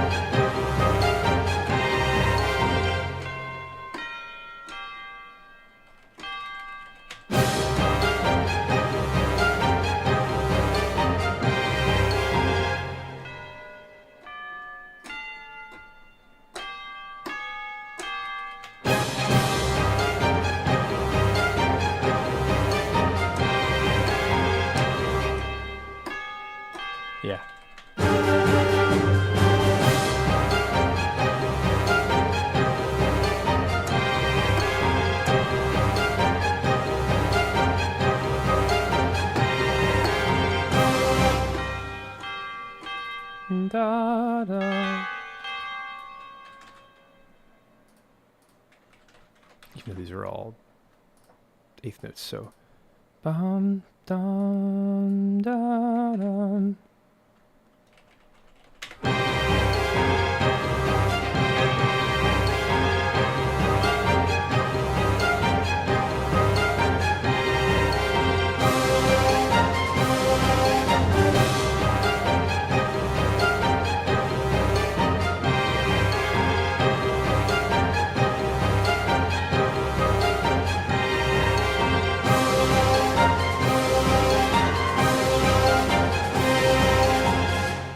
Da, da, da. That one's different.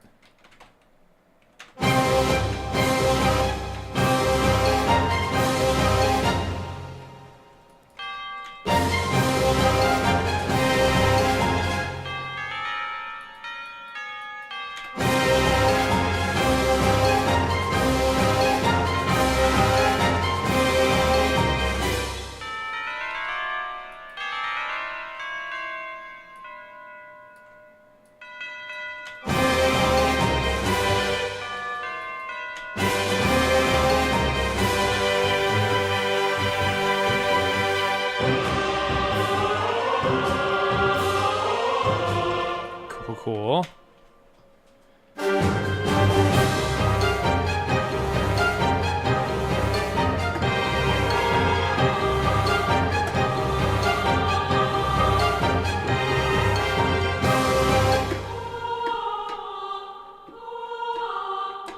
Trumpets aren't doing anything, so it might be a good time to double.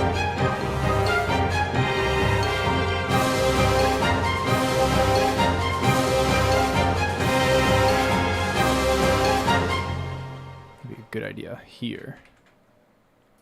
Let's see what we can do to kind of parse out what's happening.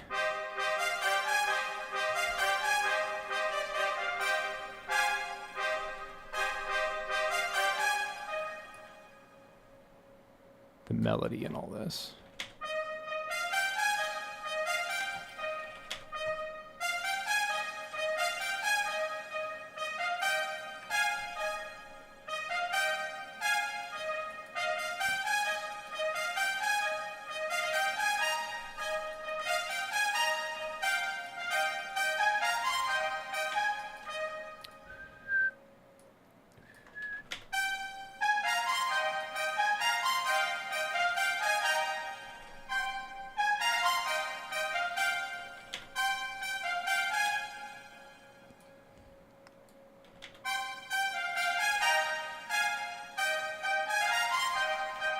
That'd be a good one to keep. The harmony.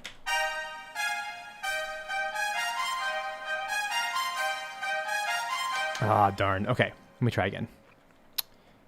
That is a good idea. I messed up on my opportunity to get my harmonies. So there's harmonies baked into this that I need to figure out real quick. I'm taking all the string stuff and combining it into the trumpets to see if I can.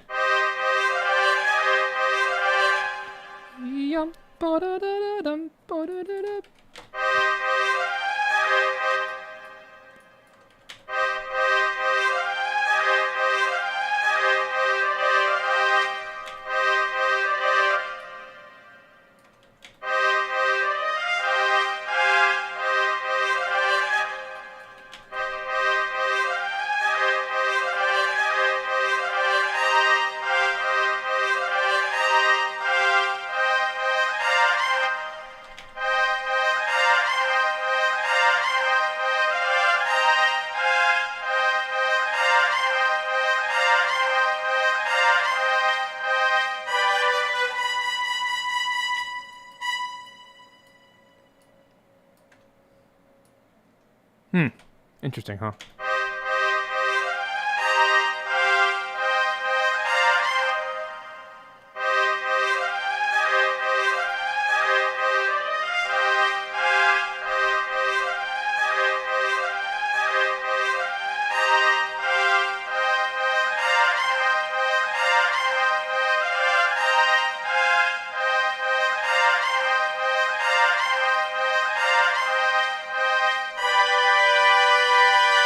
All right, I figured it out. one more time. I need to put the chords, first and foremost, let's combine these. I need to put the chords in the horns.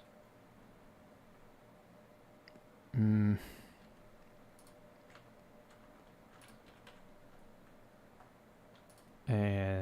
there's just a lot going on. And the melody and the trumpets. So let's just solo the horns. Here.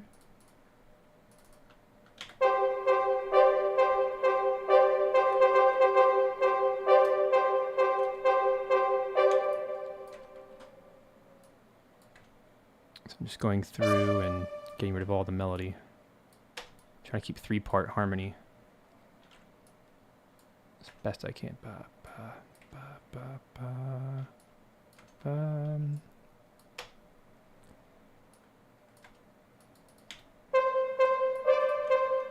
Basically, all this is going to be an octave down, like this.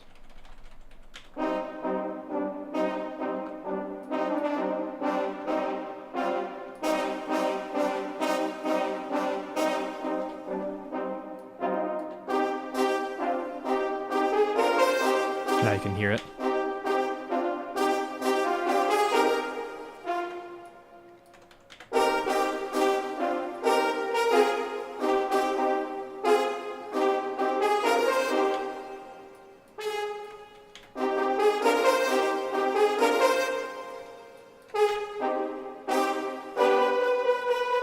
Okay, now we have something to work with.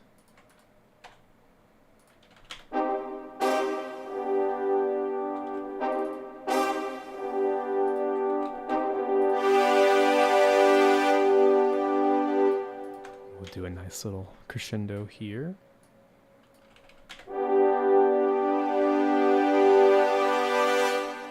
Okay.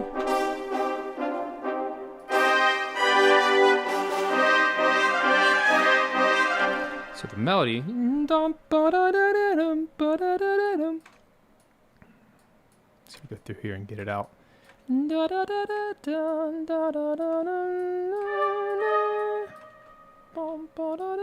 Pretty simple.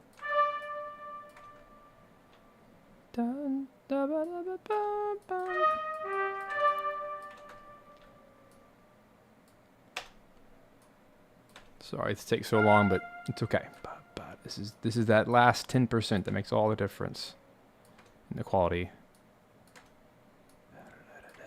I'm not here to give you slop. I'm here to make good stuff. And then this will just be a single note. No, that everybody else is wailing. And then we'll do a little crescendo here, just like the horns.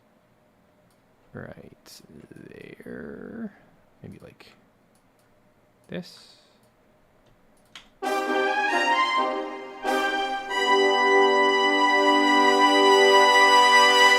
Nice.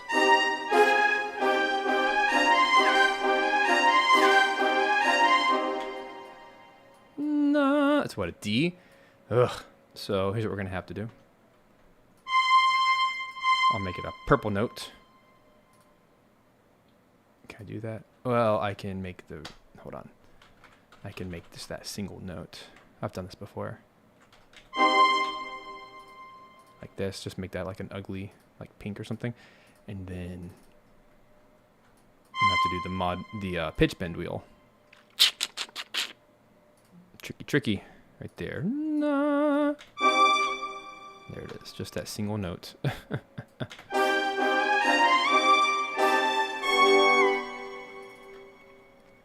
Okay, fine.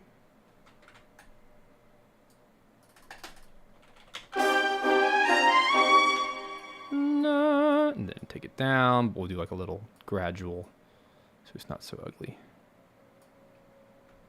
And then we'll do like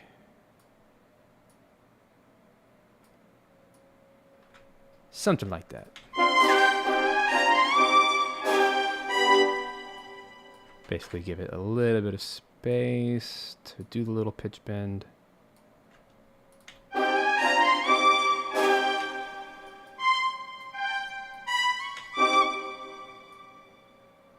Yeah, it's tricky business messing around with the pitch bend.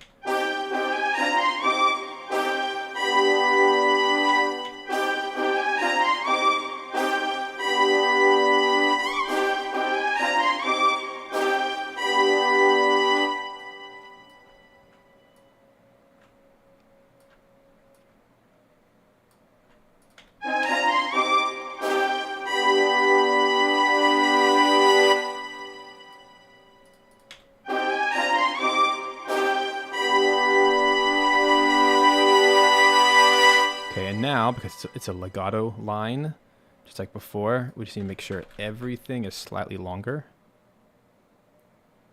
Anything that connects. So, da da da da da da. So the only exceptions would be like this. Da da da da da dum da da da da dum ba da da da da da da da dum dum. They should be short.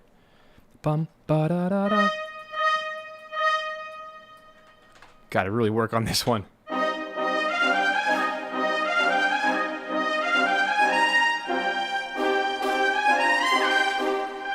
part of the game, making this stuff sound better.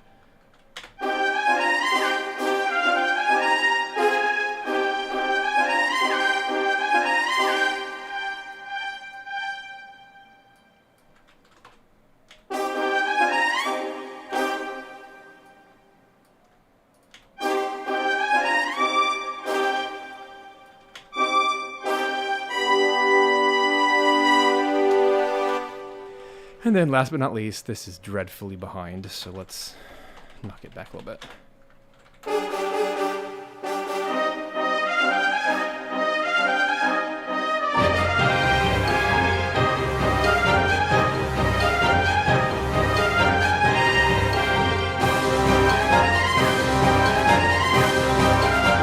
Here's the good news. Now that I've separated everything, I can create a much better string arrangement down here. So this is actually going to be violin 2. It's just like before. Oh boy. It's okay. I'm glad you guys are here for the ride. Violin 2, violas, and cellos actually. So all I have to do, just like before, is kill all the middles. There we go.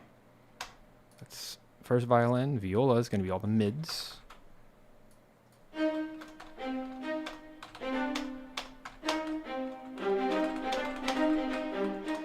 can probably do this manually like this.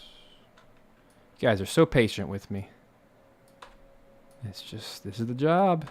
Not all of it's glamorous. There we go. There we go. That's all the viola part, and then the cello part is going to be all the bottoms here. That's easy to spot. Okay, now let's clean all that up. And while I'm at it, I could literally go ahead and copy that for the 3 lower voices here. So what that means is that's oboe, clarinet, and bassoons already taken care of. That was our issue earlier, is it sounding like a mess because it was all just ensemble patches, right? And then I can get rid of really all of that. Let's take the melody, and this is now going to be the flute line. See, I did end up taking care of it.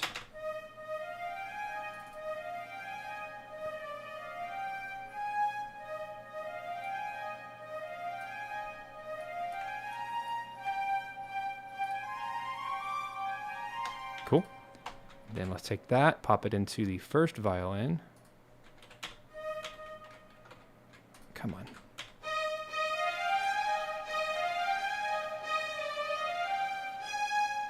Cool.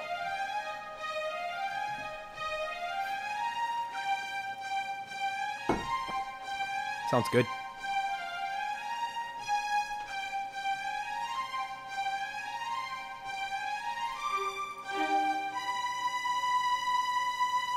Oh, that's where I screwed up. Okay. It's not a big deal.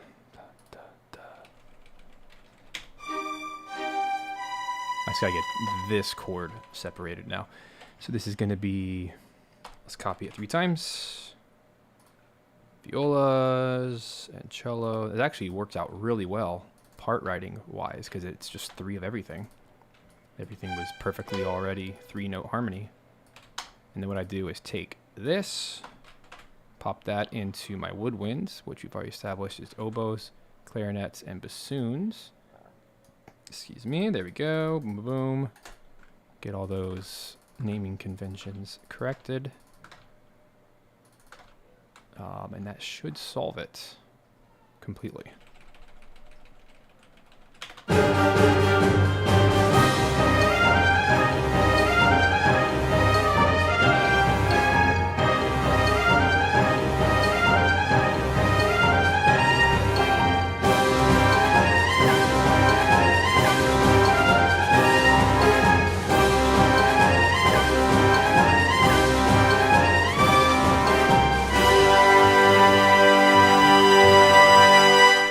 Sweet. Now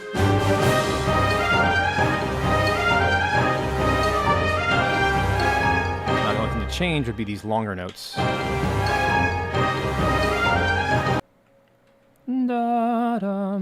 Uh-oh. Don't crash. Don't crash, please. Please don't crash. At least save. It's thinking. Okay. No. I don't know. It's thinking about crashing. Well, it may have saved. Oh, lordy.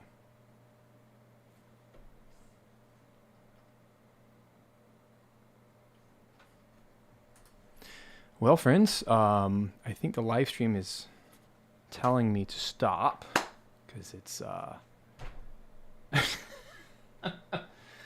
about this? Let's take like a 1-minute break. I'll be back. And hopefully it will not be crashed by then.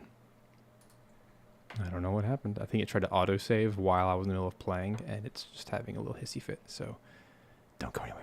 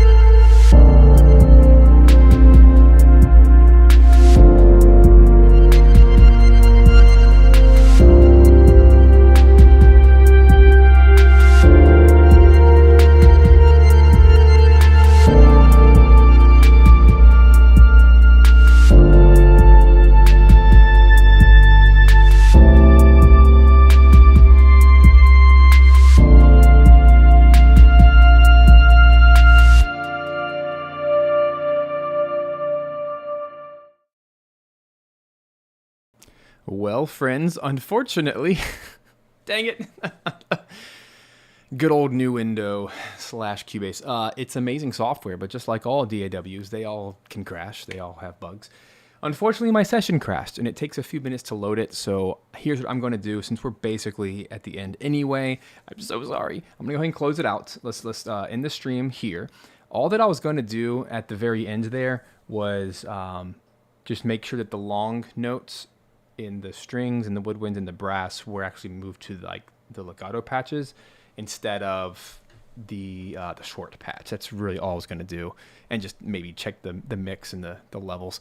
No, don't say that, Jew. Literally every single DIW has crashes. I've never found one that doesn't. I'm pretty sure this specific session is bugged because I've just imported so many things into it over time. I might need to create a new session and import my data. Sometimes that happens with Cubase. Anyway, I'm just going to end it there. Hope you guys have a great rest of your day. What I'm going to do is I'll reopen it and finish it, and then create a little YouTube video like I've been doing for many of these, and you can hear the final. But yeah, just a quick reminder, if you guys have not yet followed the pre-launch page, it's in the description below. I'll pop it one more time into the live chat just so you guys can go to it. I need as many people as possible to follow this so that when we launch on day 1 in February, just got enough people involved to help make this thing a reality. So I'm really excited about it. It's going really well so far. I am just so excited to get this thing recorded with live musicians. It'll take it to the next level. It'll just be so much more interesting and more musical than I can do with samples. But I'm going to continue to do my best with what I have. And hey, worst case scenario, if it doesn't get funded, I will still release this thing in its current state. Maybe throw it through a mastering session, whatnot, just get it all ready for Spotify and such. But yeah, I hope you guys will help make this a reality. I've really enjoyed the process so far, so thank you so much. And yeah, I'll share with you soon the final version of Sector X. And then next week we'll be back with more tracks. If there's a specific track that you guys would like to listen to next week, pop it in the chat. You can actually look at the full track list there on the Lylat Mission page, and you can see what the options are. But there's still about 10 tracks left that need to be done. Some options would be Katina, Aquas, Zonus, Macbeth, Bulls, Area 6,